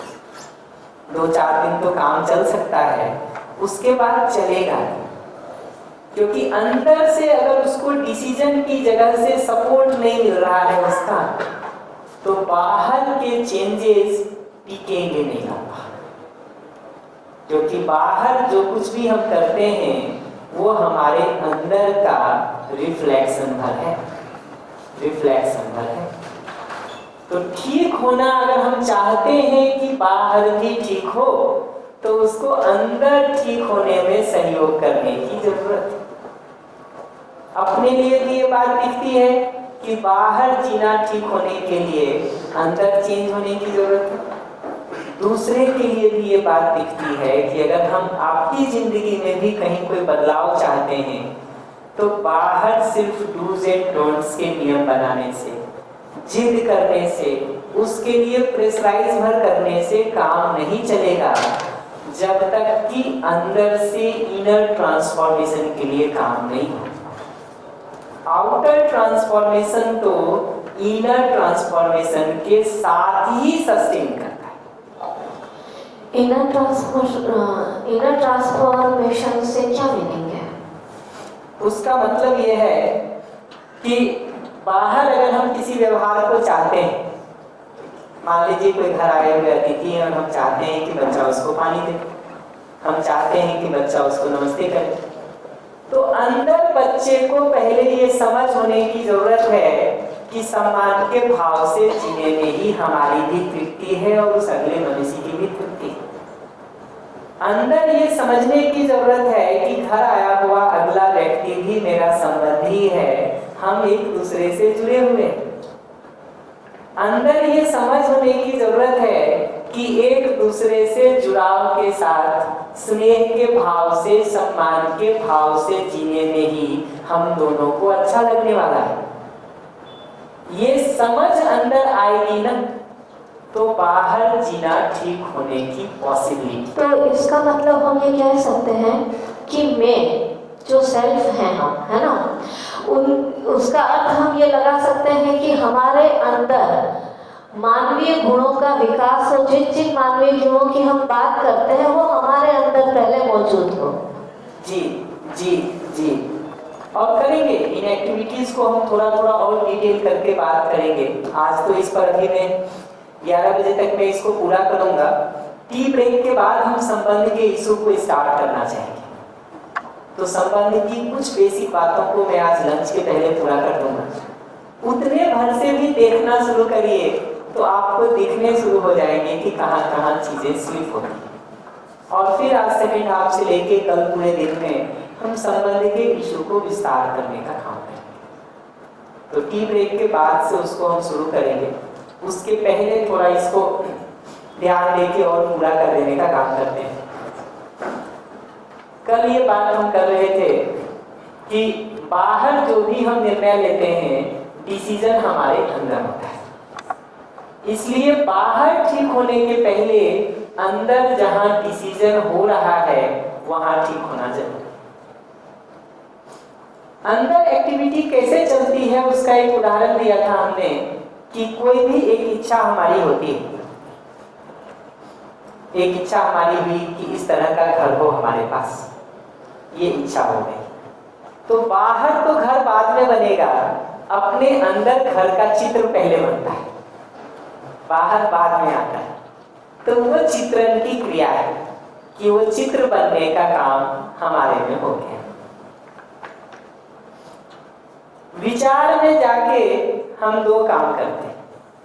एक तो उसी चित्र को और फैला करके डिटेल करने का काम करते हैं, और वो घर कैसे पूरा होगा उसके लिए रिसोर्सेज कहाँ से आएंगे, लोग किनको बुलाएंगे, मटेरियल कहाँ से खरीदेंगे, खुद सुपरवाइज करेंगे कि दूसरे से कराएंगे। ऐसे बहुत सारी डिटेलिंग को हम करने का काम यहाँ विश्लेषण की जगह पर, एनालिसिस की जगह पर करते हैं। और उसमें से जो जो हमको बेस्ट दिखता जाता है वो सबको हम चूज करते जाते हैं, चूज करते। ये बेस्ट डिसाइड किस बेसिस पर होता है उसको अगर देखेंगे ना तो 3-4 बेसिस की मैं अभी बात कर देता हूँ। 1-2 बेसिस की बात और मैं करूंगा छठे दिन लौट करके। अभी डिसाइड करने का एक बेसिस ये दिखता है कि जब हम डिटेलिंग करने गए और ये सोचा कि घर में ये जो टाइल्स लगाएंगे ये इस कलर का लगाएंगे, तो जो कलर हमको ज्यादा प्रिय लगता है, ज्यादा प्रिय लगता है, ज्यादा रुचिकर लगता है, उसको चूज करने का हम काम करेंगे। तो हमारे चूज करने का, डिसाइड करने का, कंपेयर करने का एक बेसिस है कि कौन हमको ज्यादा प्रिय लग रहा है। जो ज्यादा प्रिय लगता है उसको हम चूज करने का काम करते हैं। एक बेसिस ये है, ठीक है। ये दिखता पूरे घर के डिटेलिंग में देखिएगा तो बहुत सारी चीजें आपको दिखेगी जो अच्छा दिखने के बेसिस पर, चाहे आंखों को अच्छा लगे, छू करके अच्छा लगे, वो सारे बेसिस से जो हमको अच्छा लगता है उसको हम चूज करने का काम करते हैं, जो हमको प्रिय लगता है, रुचिकर लगता है। एक दूसरा बेसिस जो है वो शरीर का स्वास्थ्य दिखाई देता है, हेल्थ दिखता है, जिसको हित की दृष्टि कहते हैं। तो बाथरूम के टाइल्स लगा रहे हैं तो जरूरी नहीं है कि जो प्रिय लग रहा हो वही लगाएं, जिसपे पैर स्लिप नहीं हो उसका भी ध्यान रखने का काम करेंगे। सीढ़ियों की जो टाइल्स लगाते हैं वो जरूरी नहीं है कि जो अच्छा दिख रहा हो वही लगाएं, उसको ऐसा बनाते हैं कि पैर के चप्पल की ग्रिप भी उसमें ठीक से बने ताकि स्लिप होके गिरने का काम नहीं। तो अच्छा थोड़ा कम ही लग रहा हो डिजाइन उसका, लेकिन फिर भी उसको चुनते ऐसा है कि स्लिप करके गिरे नहीं। ये हित की दृष्टि के बेसिस पर डिसाइड हो रहा है कि क्या चूज करेंगे। तो तुलन में बेसिस एक तो है प्रिय क्या लगता है, दूसरा लगता है शरीर के लिए स्वास्थ्यप्रद क्या है, हितकर क्या है। एक तीसरा दृष्टि ये भी दिखता है फाइनेंशियली दृष्टि, पैसा कितना किसमें लगेगा, लाभ की दृष्टि। तो बहुत अच्छा लगते हुए भी अगर फाइनेंशियल बजट से वो बाहर जा रहा है तो हम उसको नहीं चूज करते। तो लाभ की दृष्टि काम कर रही है, प्रिय की दृष्टि, हित की दृष्टि, लाभ की दृष्टि। कोई बिजनेस चूज करता है जिसमें ज्यादा पैसा मिल रहा है, उसको अगर चूज कर रहे हैं। नौकरी दो में से कोई एक चूज कर रहे हैं जिसमें ज्यादा पैसा मिल रहा है, उसको चूज कर रहे हैं, तो लाभ की दृष्टि। अगर चूज इस बेसिस पर कर रहे हैं कि किसमें शरीर को थोड़ा कम मेहनत करना पड़ेगा, ठीक, तो हित की दृष्टि, हित की दृष्टि। और अगर ये देख रहे हैं कि वहाँ का माहौल, ग्लैमर, वो सब बड़ा अच्छा हमको मिलेगा, वहाँ नहीं मिलेगा, तो प्रिय की दृष्टि। तो प्रिय के आधार पर, हित के आधार पर, लाभ के आधार पर हम डिसाइड करने का काम करते हैं। ये दृष्टियां, ये बेसिस हमारे कंपैरिजन का होता रहता है कि इन सारे मल्टीपल ऑप्शंस में से किस ऑप्शन को चूज करें। दो लोगों से कॉन्ट्रैक्ट मंगवाया हमने, किसी ने 160 रुपये स्क्वायर फीट का रेट, किसी ने 180 का। अगर हमको लगता है कि दोनों की क्वालिटी एक जैसी होगी तो लाभ की दृष्टि से हम 160 वाले को चुन लेंगे। लेकिन वही 160 वाले का रेपुटेशन अगर खराब है कि वो ठीक बना के नहीं देता, तो हम 180 चुनने का भी काम कर लेंगे। तो प्रिय की दृष्टि, हित की दृष्टि, लाभ की दृष्टि के बेसिस पर यहाँ जो सारा एनालिसिस हुआ है, उसमें से सबसे बेस्ट को चूज करने का हम काम करते हैं। तो कंपैरिजन का बेसिस समझ में आया। ये तीन बहुत ऑब्वियस दिखता है आज के, पर जिंदगी सिर्फ इतनी नहीं है। अगर आप देखिएगा कि एक माँ खाना खाती है, खाना बनाती है, बच्चे को पहले खिलाती, खुद बाद में खाती। घर में अगर कोई सामान कम है, बच्चे की जरूरत पहले पूरा किया जाता, अपना बाद में पूरा करते। प्रिय की दृष्टि से सोचेंगे तो ऐसा नहीं करता। खाना बना है और कम है, प्रिय की दृष्टि से सोचेंगे तब तो हम खाएंगे, आपको कहाँ खिलाता है। हित की दृष्टि से भी सोचेंगे तो भी हम ही खाएंगे तो हमारा बॉडी बूस्ट होगा, आपके खाने से तो हमारा बॉडी नर्चर नहीं होगा। लाभ की दृष्टि से भी देखेंगे तो आपको देना नहीं बनेगा, क्योंकि लौट के तो आपसे कुछ मिलना नहीं है हमको। लेकिन न्याय की भी एक दृष्टि होती है जिसमें हम दूसरे को खिला करके फिर खाने का सोच पाते हैं। एक दृष्टि न्याय की भी होती है जहां दूसरे को खिला करके फिर हम खाने का सोच पाते हैं। या खाना कम है तो आप भी थोड़ा खा ले, मैं भी थोड़ा खा लूं, ये दृष्टि प्रिय से नहीं आएगी, हित से नहीं आएगी, लाभ से नहीं आएगी, ये तो न्याय से ही आता है। उचित अनुचित, सही गलत, न्याय अन्याय का विवेक तो उस न्याय की दृष्टि से ही आता है। तो एक दृष्टि ये भी है कि सही क्या है, गलत क्या है, उचित क्या है, अनुचित क्या है, न्याय क्या है, अन्याय क्या है, उस बेसिस पर भी डिसीजन हो सकता है। सिर्फ प्रिय के बेसिस पर ले रहे हैं, सिर्फ हित के बेसिस पे ले रहे हैं, सिर्फ लाभ के बेसिस पर ले रहे हैं, तो उसके गलत होने की भी बहुत संभावना है। सिर्फ जो हमको प्रिय लग रहा है, रुचिकर लग रहा है, इसी बेसिस पर खाना चूज कर रहे हैं, प्रॉब्लम हो जाएगी। हित छूट गया, तकलीफ हो जाएगी। हमारा ही हित किसमें है, सिर्फ इसी को हम देखने का काम कर रहे हैं, दूसरों के हित को देखने का काम नहीं कर रहे हैं, तकलीफ शुरू हो जाएगी। तकलीफ शुरू। सिर्फ अपने प्रॉफिट को, लाभ को देखने का करें तो चोरी करने से भी लाभ हो ही जाता है कि नहीं? भ्रष्टाचार करने से भी लाभ होता ही है, तभी तो कर रहे हैं। चोरी क्यों कर रहे हैं? लाभ की दृष्टि के कारण। भ्रष्टाचार क्यों कर रहे हैं? लाभ की दृष्टि के कारण। न्याय की दृष्टि होती है ना, फिर हम आपके पॉकेट से नहीं निकालते हैं। न्याय की दृष्टि होती है तो भ्रष्टाचार रुक जाता है। सही गलत, उचित अनुचित, न्याय अन्याय, को समझ करके जब हम तय करने का काम करते हैं तो एक बेसिस वो भी होता है यहाँ हमारे डिसीजन का। उस पर हम लौट के बात करेंगे डे 6 के एंड में या डे 7 में एक बार और, जब हम फैमिली, सोसाइटी, नेचर की हार्मनी की बात कर लेंगे तब लौट के करेंगे। लेकिन इतने बेसिस अभी मोटे तौर पर दिखते हैं यहाँ डिसाइड कर। ये पकड़ में आया कंपैरिजन किसको कह रहे हैं, तुलन किसको कह रहे हैं? आगे थैंक यू। तो थोड़ा इस आस्वादन को भी बता देता हूँ, टेस्ट को भी बता देता हूँ, कल इसको भी रोक लिया था। टेस्ट जो है ना, ये भी हमारे सिलेक्शन में, चयन में एक रोल प्ले करता है। और ये टेस्ट को देखेंगे तो अलग अलग चीजों का टेस्ट हम लेते हैं। तो एक टेस्ट है जो ये पांचों सेंसेस से हमको अच्छा लगता है, उसका टेस्ट। यहाँ प्रिय की दृष्टि के तहत टेस्ट हम जो पांचों सेंसेस का लेते हैं, आस्वादन का अर्थ है स्वाद लेना।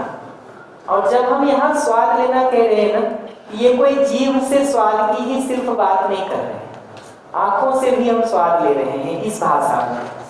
ये टेस्ट आंखों से भी है, कान से भी है, नाक से भी है, जीभ से भी है, टच से भी है। ये टेस्ट में जो हमको अच्छा लगता है वो एक बेसिस बनता है हमारे अच्छा लगने का, हमारे स्वाद का।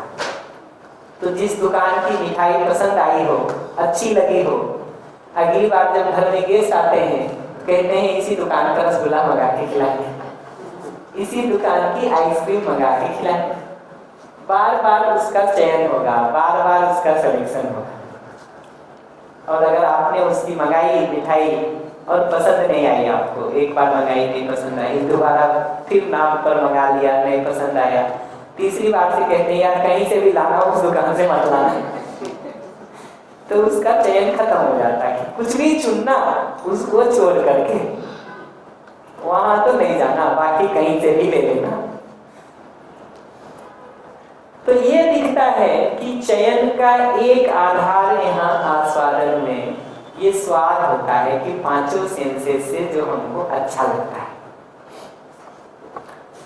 धीरे धीरे ये दिखता है कि स्वाद सिर्फ हम इन बाहर की पांचों सेंसेस से ही वस्तुओं का नहीं लेते, स्वाद हम दूसरे से मिलने वाले भावों का ही लेते हैं। तो आप हमारे साथ सम्मान कर रहे हैं कि अपमान, इसका भी स्वाद हमको मिलता है। आपके बोलने से स्नेह आ रहा है कि विरोध, अब ईर्ष्या है कि द्वेष है कि घृणा है कि प्रेम है, वो स्वाद भी हमको मिलता है। और जिंदगी में बहुत बार देखेंगे ना, तो ये स्वाद ज्यादा प्रोमिनेंट है सुविधा वाले स्वाद की तुलना में, सुविधा वाले स्वाद की तुलना में ज्यादा प्रोमिनेंट। सुबह से शाम तक हम आपकी सुविधा का सब ध्यान रखें, टेस्ट की जगह पर जो बाहर के सेंसेस से आने वाले टेस्ट हैं वो सब का ध्यान रखें। शाम को कह दें कि ये नालायक हमारे सिर पे ही आ गया है, कितना दिन तक जिंदगी झेलेंगे इसका। ये एक वाक्य पर्याप्त है हमारे पूरे दिन भर के किए हुए को खराब करने की। आप अगर मजबूर नहीं होंगे ना तो नहीं बैठेंगे हमारे यहाँ, इतना पक्का है। मजबूर हो तो अलग बात है, मजबूर नहीं होंगे तो नहीं बैठेंगे, कहेंगे भूखे रह लेंगे लेकिन तुम्हारे यहाँ तो नहीं खाएंगे। होता ही है ना, देखिए जिनसे हमारा झगड़ा हो जाता है ना, शादी में उनके यहाँ भी अच्छा खाना ही बनता होगा लेकिन हम नहीं खाते, टेस्ट तो अच्छा ही मिलेगा खाने का, नहीं जा रहे। क्यों? क्योंकि हमारे लिए ये जो संबंध में भाव है उसका स्वाद भी महत्वपूर्ण है। तो एक स्वाद दिखता है जो हम सुविधा का लेते हैं बाहर की इन वस्तुओं का, पांचों सेंसेस के माध्यम से। एक स्वाद दिखता है संबंध में भावों का, सम्मान, स्नेह, विश्वास, प्रेम जैसे भाव, या अपमान, विरोध, द्वेष, घृणा, ईर्ष्या जैसे अभाव, ये दोनों का स्वाद मिलता है। स्वाद का एक तीसरा जगह भी दिखता है, कि हमको जैसे जैसे अपने में कुछ चीजें समझ में आती हैं ना, वो भी हमको अच्छा लगता है, वो भी हमको तृप्ति देता है। आहा मोमेंट कहते हैं उसको साइकोलॉजी में। तो जितनी चीजें हमको समझ में आती जाती है ना, वो समझने का भी अपना एक तृप्ति है। जितना ज्यादा उलझन, कंफ्यूजन, कंट्राडिक्शन होता है हमें, उतना ज्यादा हम परेशान होते हैं। और जितना ज्यादा अपने में चीजें सुलझती जाती हैं, सहज होती जाती हैं, समझ में ठीक आती जाती हैं, उतना अपने में अच्छा लगता है। तो जो बात मैं हर बार कहता रहता हूँ कि अगर सिर्फ प्रिय के आधार पर ही देखेंगे ना, तो आदमी शिविर में आने के पहले पूछता है हमको क्या मिलेगा वहां से, क्या मिलेगा, 8 दिन का काम कैसे छोड़े। अगर सुविधा वाले स्वाद की जगह से ही देखेंगे तो ये बात सही है कि यहाँ कुछ नहीं मिलना, बल्कि 8 दिन के काम में आपका नुकसान और होगा। 8 दिन आप बिजनेस नहीं देखेंगे तो नुकसान ही होगा ना। 8 दिन आप जॉब पे नहीं गए हैं, छुट्टी लेके आए हैं, तो सैलरी आपकी गई, ठीक है, या सीएल का छुट्टी गया, वो तो कुछ नहीं मिलना। लेकिन ये दिखता है कि समझने की तृप्ति है, तो आदमी समझने के लिए घर से खराब कंडीशन में भी यहाँ रहते हैं। हम में से ज्यादातर लोगों की स्थिति ऐसी ही होगी कि घर में रहने के इंतजाम यहाँ से बेहतर होगा, आपके घर का कुर्सी और सोफा इस कुर्सी से बेहतर होगा, आपके रात के सोने के जो इंतजाम यहाँ होंगे उससे बेहतर आपका घर होगा। भोजन आप घर में अपनी पसंद का फरमाइश कर लेते होंगे, पत्नी को, बच्चों को, काम बनाने वालों को ऑर्डर देके। यहाँ तो जो बनेगा वो 80 लोगों के टेस्ट के हिसाब से बने कि नहीं। तो ये दिखता है कि ज्ञान का, समझ का भी एक सुख है, एक तृप्ति। इनफैक्ट ये जो भाव का सुख है, विश्वास, सम्मान, स्नेह, प्रेम जैसे भाव का, ज्ञान का, समझ का, यही सुख है, यही स्वाद है जो हमको पशुओं से भिन्न बनाता है। तो गाय को अगर यहाँ इकट्ठा करनी हो ना, तो सबसे पहले घास रखना है, उसके बिना किसी गाय को रुचि नहीं है यहाँ में, किसी गाय को रुचि नहीं। लेकिन मनुष्य की जगह से देखेंगे ना, तो सुविधा के जब तक नहीं रहता है ना आदमी को, तब तक तो वो बहुत दुखी और परेशान होता है। सुविधा जैसे जैसे होती जाती है ना आदमी को, आदमी उसके बारे में भूलता चला जाता है। तो खाना नहीं मिल रहा हो आपको ना, बहुत तकलीफ है, पहनने को कपड़े नहीं मिल रहे हो, बहुत तकलीफ, लेकिन खाना मिलने लगा है।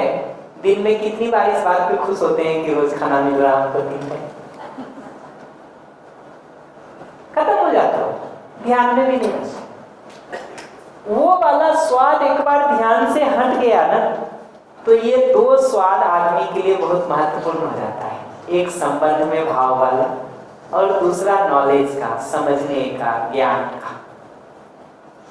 ये 2 स्वाद बहुत महत्वपूर्ण होता है। तो जो 5 सेंसेस से हम स्वाद लेते रहते हैं, उसको रुचियों के आधार पर, टेस्ट के आधार पर, रुचि के आधार पर आस्वादन कहा है। जो संबंध में भावों का हम कर रहे हैं, वो भाव का आस्वादन। और एक तीसरा नॉलेज का, ज्ञान का, समझ का आस्वादन। निर्णय ये तीनों के बेसिस पे होता है। किसके लिए क्या प्रमुख है, उस पे तय होगा, उस पे तय होगा। तो नॉलेज प्रायोरिटी में होगा तो चयन यहाँ उस हिसाब से होगा, फीलिंग्स प्रायोरिटी में होंगे तो चयन उस हिसाब से होगा। सिर्फ रुचियां ही, 5 सेंसेस ही प्रायोरिटी में है तो डिसीजन उस हिसाब से होगा, उस हिसाब से। तो नीचे की इन 5 क्रियाओं के बारे में मुझे इतनी बात कहनी थी। इस पर कोई भी प्रश्न हो, कमेंट हो, क्वेश्चन हो, तो मैं एक बार इसको रिस्पॉन्ड कर देना चाहूँगा। सर आपका यहाँ से सुन के माइक जरा पीछे दे दीजिएगा प्लीज। हाँ नहीं आप बताइए। सर आपका एक बहुत अच्छा वे हमको लगा कि आप है ना आंसर नहीं देके पहले क्वेश्चन क्रिएट करते हैं हम सबके माइंड में ताकि कि हम खुद निर्णय ले सभी। हमको एक बात ये समझ में आ गया है कि आदमी ध्यान देना शुरू करेगा ना तो कोई भी मनुष्य समझ सकता है। ये कोई मेरा पेटेंट और इनहेरेंट राइट है ऐसा बिल्कुल नहीं। समझने का काम कोई भी मनुष्य कर सकता है, थोड़ा ध्यान देने की बात है। और वो समझने की क्षमता हम आप सब में है ही। वो भरोसा है हमको, इसलिए हम इतने आराम से छोड़ देते हैं जी। कहाँ जाओगे, उत्तर तो वही दोगे। भाई गिनती जिसको भी आती होगी, नहीं भी आती होगी, थोड़ा बहुत गलती भी करेगा और गिनना शुरू करेगा और कमरे में 83 लोग हैं तो काउंट 83 ही होगा ना जी। कोई 82 भी बोलेगा ना तो हम कहेंगे ये कोने में रिपल भैया छूट गए, इनको काउंट करिए। कोई 81 कहेगा तो कहेंगे इधर रिपल भैया और उधर साइड में एक और भैया है, उनको गिने हो क्या? इतना ही तो पूछना पड़ेगा हमको। और गिन लेगा तो 83 हो जाएगा। और अगर हम ही ने कुछ छोड़ दिया होगा तो हमारा करेक्शन हो जाएगा कि इधर 2 लोग और बैठे हुए हैं, वेदांत भैया और जीतू भैया, तो 85 हम ही ठीक कर लेंगे अपने कुछ। इसमें भी क्या तकलीफ है कि अगर वो 2 कोने वाले हमसे छूट रहे और आप देख के बता दिए तो हम रीसेट कर लेंगे। जी दीदी नमस्ते। नमस्ते। नमस्ते। ये जो न्याय वाला समझा है माइक आपको ऑफ है क्या? ये जो न्याय वाला समझा है उसका कोई एक एग्जाम्पल? जी एग्जाम्पल तो अभी हम इस अगले सेशन से कई सारे देंगे, पर उसी का एक बहुत सिंपल एग्जाम्पल मैं दे रहा हूँ कि मान लीजिए अभी लास्ट में हम लोग खाना खाने जाएं, ठीक, 4 ही रोटी, 2 उपाय हो सकता, या तो चारों हम खा लें आपको कुछ ना दें, या 2 हम खाएं 2 आपको भी दे दें, या 3 आपको खिला दें 1 हम खाएं। ये सारी पॉसिबिलिटी है। मैं मानता हूं कि कम से कम 2 आपको खिलाएं 2 हम खाएं तो न्याय की दृष्टि, चारों हम खा जाएं तो प्रिय की दृष्टि हो सकती, हित की दृष्टि हो सकती, लाभ की दृष्टि हो सकती, न्याय तो नहीं है। लगेगा आपको कि न्याय की आपके साथ? नहीं लगेगा ना। तो न्याय की दृष्टि इसको कहते हैं, अपने साथ साथ दूसरों का भी ध्यान रख के जीना। और जहां भी वो संबंध दिखता है ना, बहुत नेचुरल सी बात, नेचुरल सी। बहुत बार आप देखेंगे प्रिय की दृष्टि से ऊपर न्याय की दृष्टि काम करती है, काम करती है। बहुत जगहों पे देखेंगे बच्चा अगर कोई सांप के पास जा रहा हो, मां दौड़ के बचाने जाती है, तो उस प्रोसेस में रिस्क तो है कि सांप उसको भी काट ले, रिस्क तो है। तो अगर हित की दृष्टि से देखेंगे तब तो यहीं खड़े होकर चिल्लाएंगे बस, लेकिन न्याय की दृष्टि से देखते हैं ना तो उसको बचाने के लिए उतना रिस्क लेने का काम नहीं करता। या आग में कुछ कोई जल रहा है, हम बचाने के लिए जाते हैं, पता है हमको कि हो सकता है थोड़ा बहुत हाथ मेरा भी जल जाए, ठीक, हो सकता है 4 बाल जल जाए, हो सकता है पैर में थोड़ा कुछ हो जाए, लेकिन उसके बाद भी हम बचाने जाते हैं अगले को उस न्याय की दृष्टि के कारण। ठीक है, करेंगे इसको और एक्सप्लेन करेंगे, लौट के आएंगे तो हम इस न्याय की सही गलत उचित अनुचित न्याय अन्याय की दृष्टि को और एक्सप्लेन करने का काम करेंगे। अभी तो न्याय की दृष्टि के तहत ही देखेंगे ना। तो अगर प्रिय हित और लाभ की दृष्टि के तहत देखते हैं ना तो आपका रूप हमको अच्छा लगता है तो एक तरह से व्यवहार करते हैं, आपका रूप नहीं अच्छा लगता है तो दूसरी तरह से व्यवहार करते हैं। ये प्रिय की दृष्टि, ये प्रिय की दृष्टि। लाभ की दृष्टि ये है कि बॉस डांटता भी है, वो पहले दिन उदाहरण दे रहे थे। लाभ की दृष्टि ये है कि बॉस डांटता भी है तो यस सर कहे, ठीक, वो कहेगा तुम नालायक हो तो यस, पत्नी कह दे तो पलट के 4 जवाब दे देते। तो लाभ की दृष्टि है जिसके कारण वहां सिर झुका के हम सुन रहे हैं।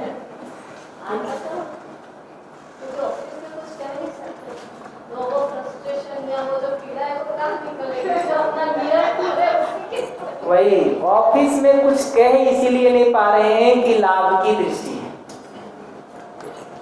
लाभ की दृष्टि के कारण ऑफिस में नहीं बोल रहे हैं जी कि पता है अभी सैलरी चली जाएगी, नौकरी चली जाएगी, पैसा चला जाएगा।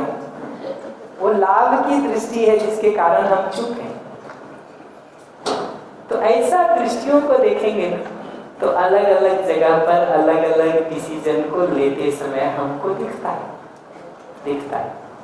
प्रिय की दृष्टि, हित की दृष्टि, लाभ की दृष्टि, न्याय की दृष्टि। न्याय वाले को सही गलत उचित अनुचित न्याय वाले को थोड़ा और फैलाएंगे और दिखता है। न्याय की दृष्टि के तहत जब मानव को देखते हैं ना और मानव एक जैसा समझ में आता है तो जाति के आधार पर, धर्म के आधार पर, भाषा के आधार पर अगर हम भेदभाव कर रहे हैं मनुष्य के साथ तो ये न्याय होगा कि अन्याय होगा? अन्याय। और करते हैं, जो प्रिय लगता है उसके साथ अलग तरह से जीते हैं, जो नहीं लगता है अलग तरह से जीते हैं, जो लाभ पहुंचाने वाला है उसके साथ एक तरह से जीते हैं, जो नहीं देने वाला है उसी तरह से जीते हैं। हमारा सारा बिहेवियर कैलकुलेट होता रहता है, बहुत बात प्रिय की दृष्टि से, लाभ की दृष्टि से। हमारे यहाँ कहते हैं दूध देने वाली गाय लाभ हमारे तो ठीक है।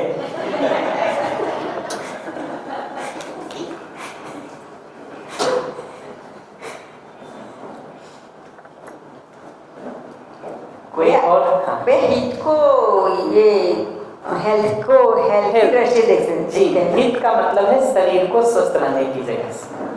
तो कई बार जब चीजें प्रिय नहीं लगती है ना, उठ के जिम में जाना और 50 किलो वजन उठाना प्रिय नहीं लग सकता, लेकिन हितकारी लगता है तो करते हैं। डायबिटीज हो जाने के बाद रसगुल्ला देख करके मुंह में पानी आता रहता है लेकिन नहीं खाते। प्रिय की दृष्टि से तो खाने का ही मन होता है। हित की दृष्टि जब प्रबल होती है तो नहीं खाते। तो आदमी डायबिटीज मेजर करता रहता, देखता 200 के ऊपर चला गया तो प्रिय की दृष्टि से खा लेता, 200 से नीचे है तो खा लेता, 200 से ऊपर चला गया तो बंद कर देता। तो ऐसा चलता रहता है टॉगल डाउन, कभी प्रिय कभी हित कभी लाभ। कोई ऐसे भी होते हैं जिन्होंने सोच रखा है कि जब तक जीना है तब तक बहुत अच्छे आनंद से और प्रिय है जो लगता है वो काम करके जियो, भले ऊपर जल्दी चले चलो, तो वो लोग खाते भी है ना।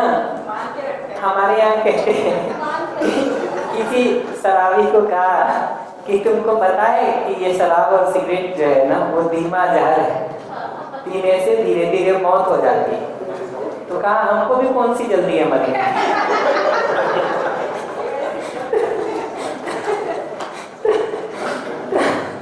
तो बहुत बार जिंदगी ऐसी हो जाती है कि प्रिय की दृष्टि में आदमी इतना बंध जाता है कि कहता है मर जाए वो ठीक है लेकिन खा के मरेंगे जी, खा के मरेंगे। बढ़िया। मैं इसमें जो लास्ट कमेंट हमको करना है वो ये कि अंदर जो कुछ भी चल रहा है उसका बीज अगर एक बार हमको इच्छा समझ में आ गया तो ये इच्छा के ठीक हुए बिना अंदर ठीक नहीं हो सकता। अगर आप पौधा स्वस्थ चाहते हैं तो बीज को स्वस्थ रखने से शुरू करना पड़ेगा।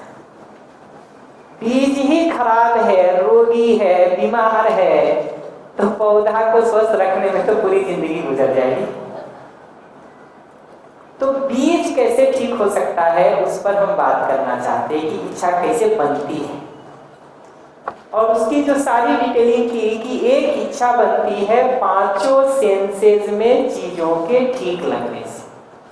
यहाँ संवेदना या सेंसेशन कह रहे हैं 5 सेंसेस से जो हमको इनपुट आता है उसको।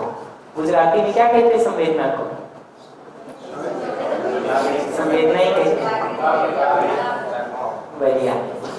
तो 5 सेंसेस से जो इनपुट आता है ना, जो अच्छा लगता है वो हमारी इच्छा बन जाती है, जो खराब लगता है उससे दूर रहने की इच्छा हो जाती है। तो जो अच्छा लगा उसको पाने का, जो खराब लगा उससे दूर रहने का हमारा इच्छा हो जाता है, इच्छा हो जाता है। इच्छा का एक दूसरा डिजाइन है समाज के प्रचलन में चलने वाली मान्यताएं। बारीकी से देखेंगे तो हम कपड़े भी कैसा पहनते हैं ये समाज के प्रचलन की मान्यता तय करती है। मान्यता तय, जैसे जैसे मान्यता बदल जाती है कपड़ों का डिजाइन बदल जाता है। जैसे जैसे मान्यता बदलती है ना, ठीक है, वैसे वैसे देखिएगा तो बाल रखने का डिजाइन भी बदल जाता है। जैसे जैसे मान्यता बदलती जाती है ना, पैर के चप्पल बदलते चले जाते हैं, जूते सैंडल बदलते चले जाते हैं। जैसे जैसे मान्यता बदलती जाती है ना, लाइफ के गोल्स क्या हो हमारे वो बदलते चले जाते हैं। आज से थोड़े समय पहले ये मान्यता थी, अब बहुत कम हो गई है। पहले बहुत ज्यादा थी कि हमारे यहाँ ये मानते थे कि जिंदगी में अगर किसी का कर्ज ले रखे हैं ना तो मरने के पहले जरूर उसको चुका दें। उधार लेके तो नहीं मरेंगे, क्योंकि ऐसा मानते थे कि उधार लेंगे तो अगले जन्म तक चुकाना है। अभी मान्यता बदल गई है। अभी तो ये हो गया है कि 100 करोड़ 200 करोड़ 500 करोड़ लेके खा लो और जब पकड़ने की नौबत आए तो देश से भाग जाओ।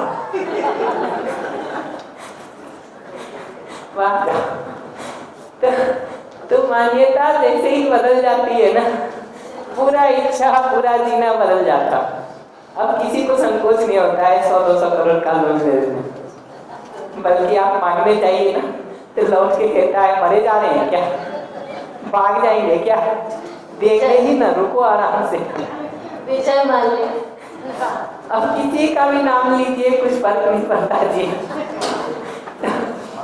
ये डिजाइन दिखता है। मान्यता बदलने से चीजें कैसे बदलती हैं उसको देखेंगे। किसी जमाने में हमारे यहाँ कहावत चलती, माँ के समय की, खेती को उत्तम रखा है। उत्तम खेती मध्यम व्यापार कहते हैं हमारे यहाँ। नौकरी को उसके बाद रखा नीचे है, ठीक है। आज वो एकदम पलट गया, आज वो एकदम पलट गया।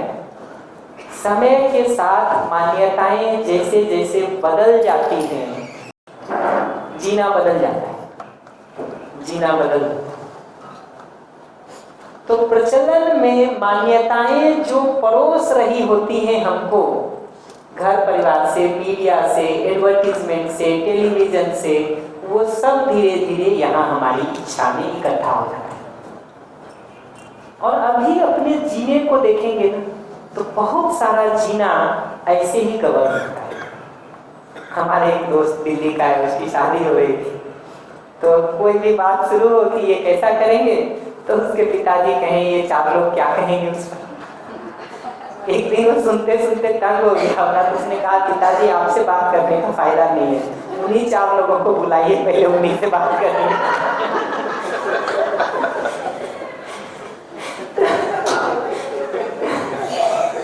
इतने गहरे में ये मान्यताएं आकर के हमारे अंदर बैठ गई हैं कि हम गवर्न होते रहते हैं, गवर्न होते रहते हैं। हमको लगता है कि हम अपने मन का कर रहे हैं। थोड़ा ध्यान से देखेंगे तो दिखेगा कि हमारा मन ही कोई और तय कर रहा है। माइक दे दीजिएगा उधर प्लीज।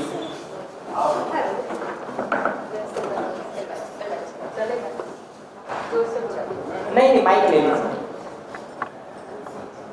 जी, आता हूँ। हाँ सर, वो मान्यताएं बदली है तो किसने बदली? हमने ही बदली ना मान्यताएं, और कैसे बदली वो?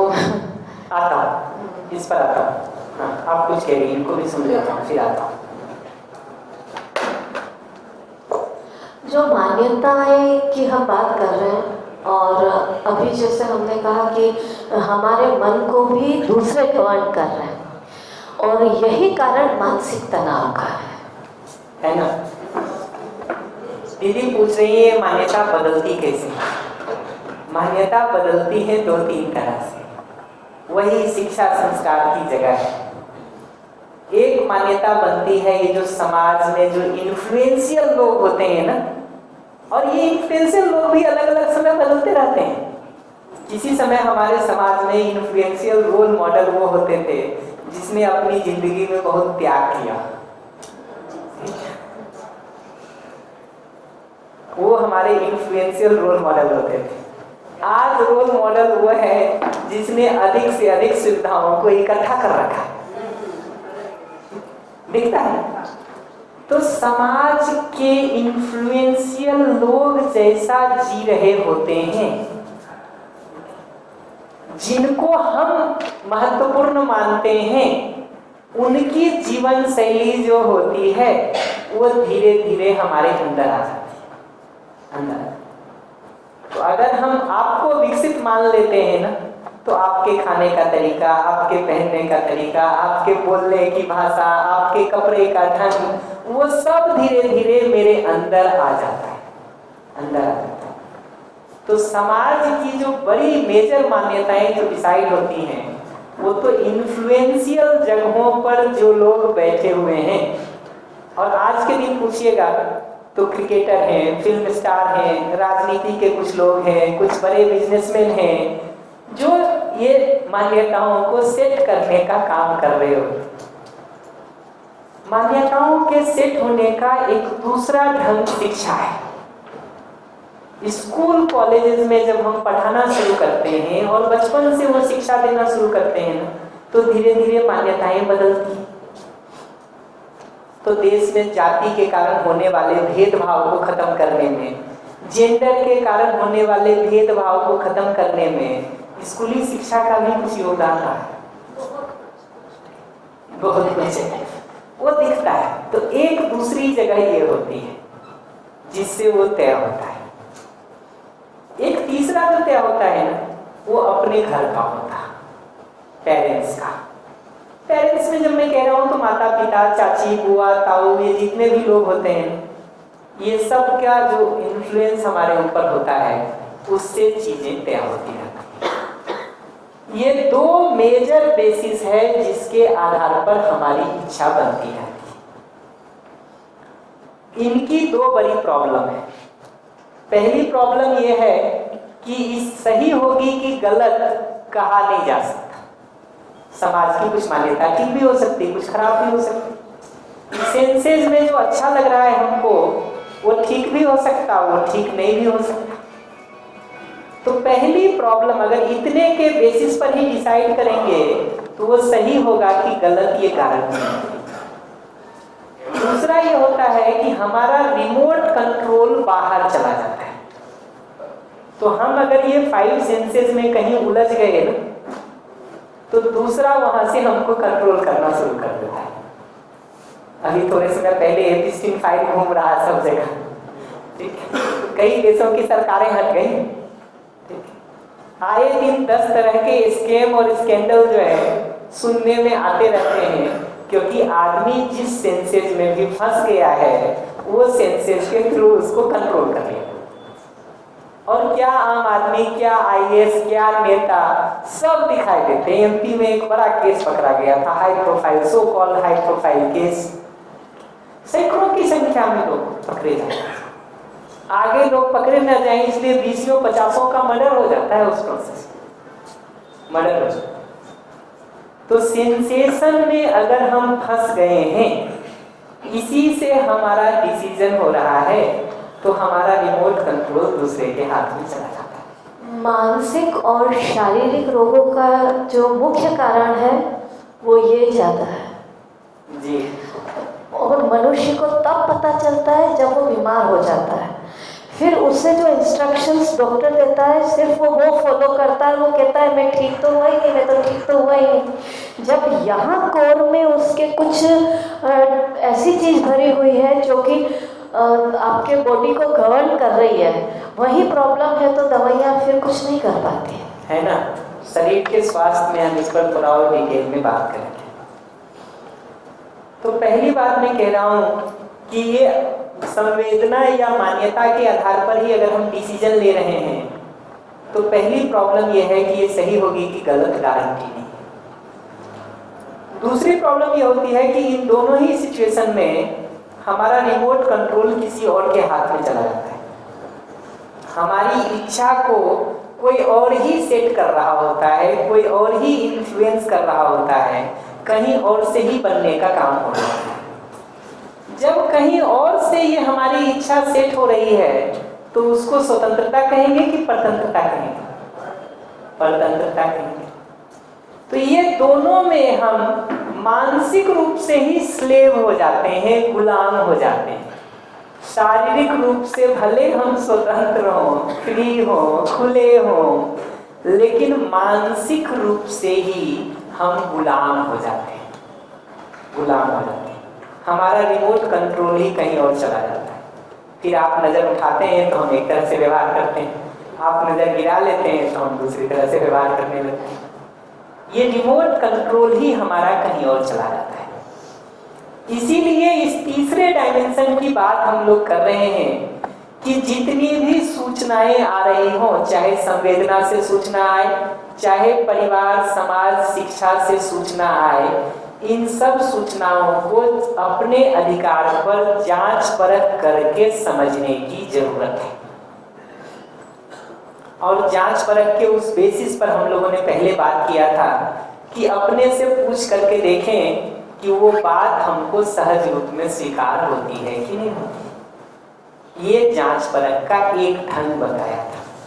तो जितने प्रपोजल्स हमने अभी तक दिए मानव के बारे में, सुख के बारे में, आप उन प्रपोजल्स को वेरीफाई करके देखिए कि वो आपको सहज रूप में स्वीकार होता है कि जो दूसरी जगहों से भी आ रहा है उसको भी प्रपोजल को वेरीफाई करके देखा जाए।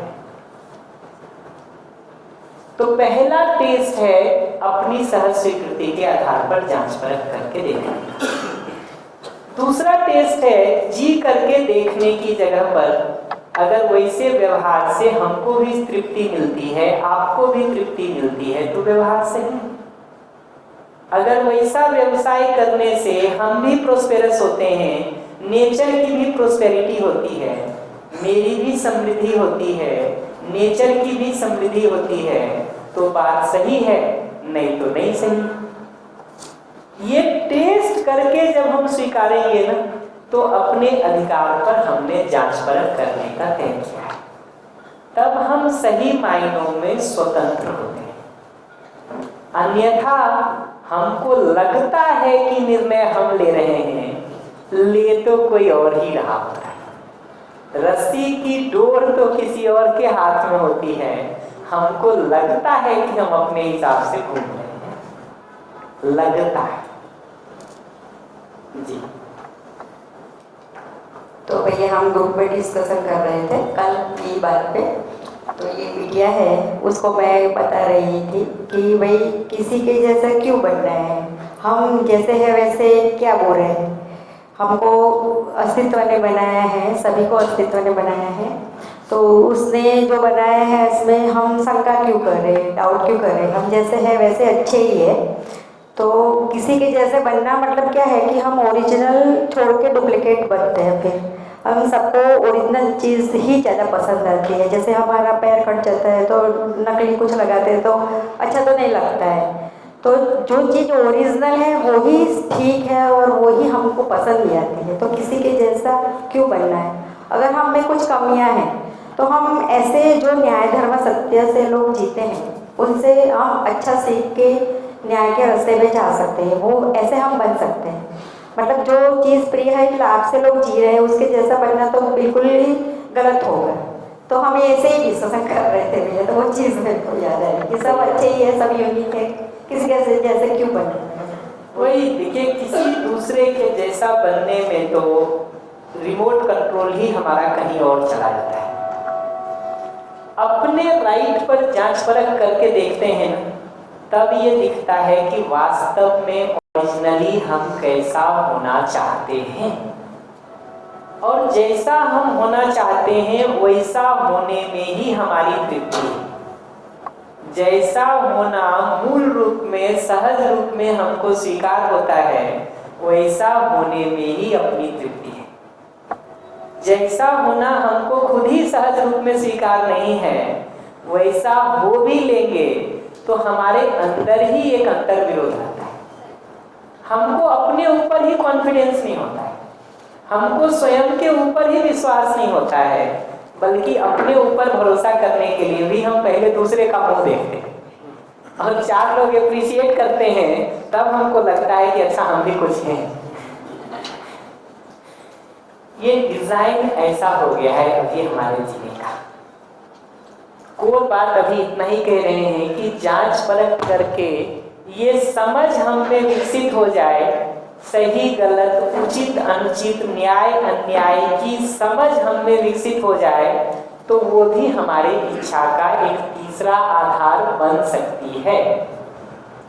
सही गलत उचित अनुचित न्याय अन्याय की समझ हमको यहाँ पे हो जाए, तो वो समझ अब हमारी इच्छा का आधार बन सकती है, आधार बन सकती है।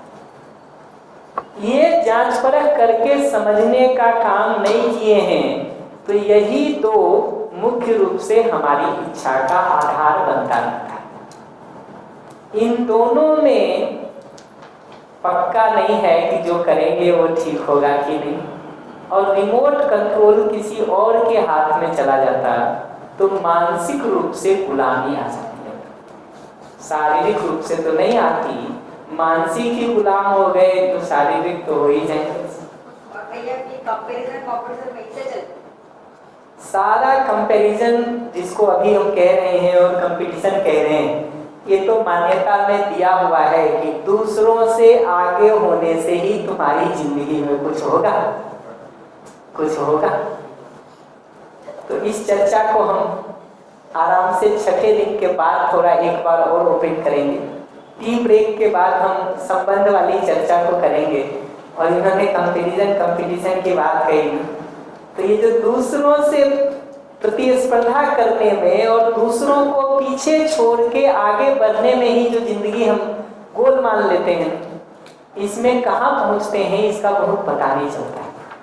वो हमारे यहाँ एक कहानी सुनाते हैं, और सुना के मैं ब्रेक कर देता हूँ कि कहते हैं कि किसी ने व्यक्ति ने जो है भगवान की बहुत तपस्या करी, और कहानी को कहानी की तरह लीजिए, तो कहते हैं कि भगवान बहुत खुश हो गए।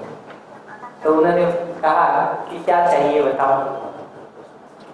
तो उसने अपनी कुछ लिस्ट बताई, फरमाइश की। आदमी भगवान को याद किस लिए करता है? इसलिए कि कुछ गाड़ी हो जाए, कुछ घर हो जाए, कुछ मकान हो जाए, कुछ दुकान हो जाए, बेटे की शादी हो जाए, बेटी की नौकरी लग जाए। भगवान से मांगने की लिस्ट तो यही है, ज़्यादातर लोगों का लिस्ट को देखिएगा ना, तो लिस्ट कई बार हमको लगता है कि वो लिस्ट मिलने की ठीक जगह तो कोई अच्छा बाजार हो सकता है जहाँ वो सब उपलब्ध हो।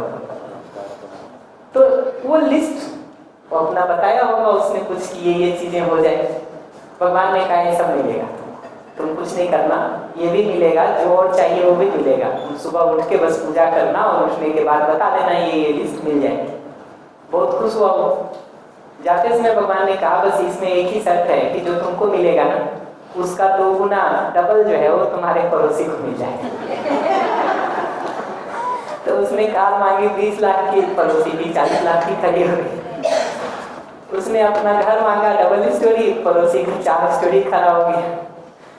ऐसा जो चीज वो मांगता गया, पड़ोसी का डबल होता चला गया। तब कोई भी गुजरेगा जी तो उसी पर ध्यान देगा ना, कहाँ इस पर ध्यान देगा। तो सारा लग के उसको लगा कि उसका तो ये वरदान ही व्यर्थ हो गया, क्या करे अब। तो किसी वकील से गया सलाह लेने की।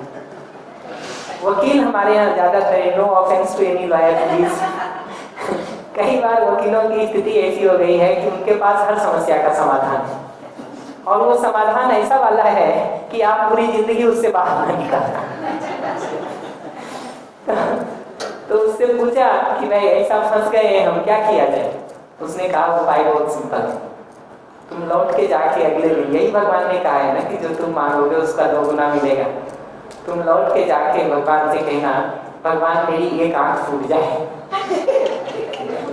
पड़ोसी की दोनों फूट जाएगी। भगवान को कहना भगवान मेरा एक हाथ टूट जाए, पड़ोसी का दोनों टूट जाएगा। फिर कहना भगवान मेरा एक पैर भी टूट जाए, पड़ोसी के दोनों टूट जाएंगे। कहा इतने से भी मन नहीं भरे ना, तो उसके बाद कहना भगवान मेरे घर के आगे एक बड़ा गड्ढा हो जाए, तो पड़ोसी के घर के आगे 2 गुना बड़ा गड्ढा हो जाएगा। अब अंधा हो, दोनों हाथ से लूला और लंगड़ा हो गया हो, तो गड्ढे में गिर के मरेगा ही। कहा उसकी संपदा है, फिर तुम ही हड़प लेना।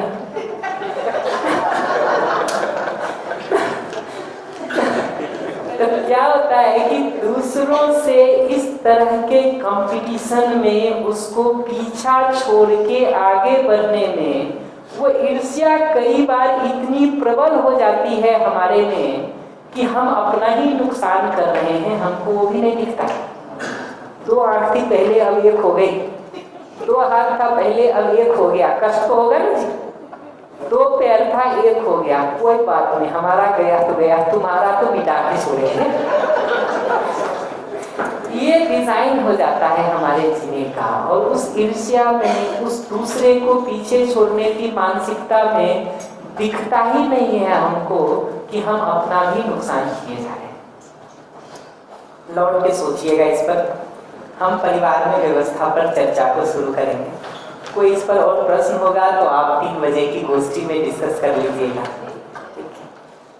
चाय के लिए ब्रेक करते हैं नीचे वाले फ्लोर पर, 11:30 बजे मिलते हैं हम लोग।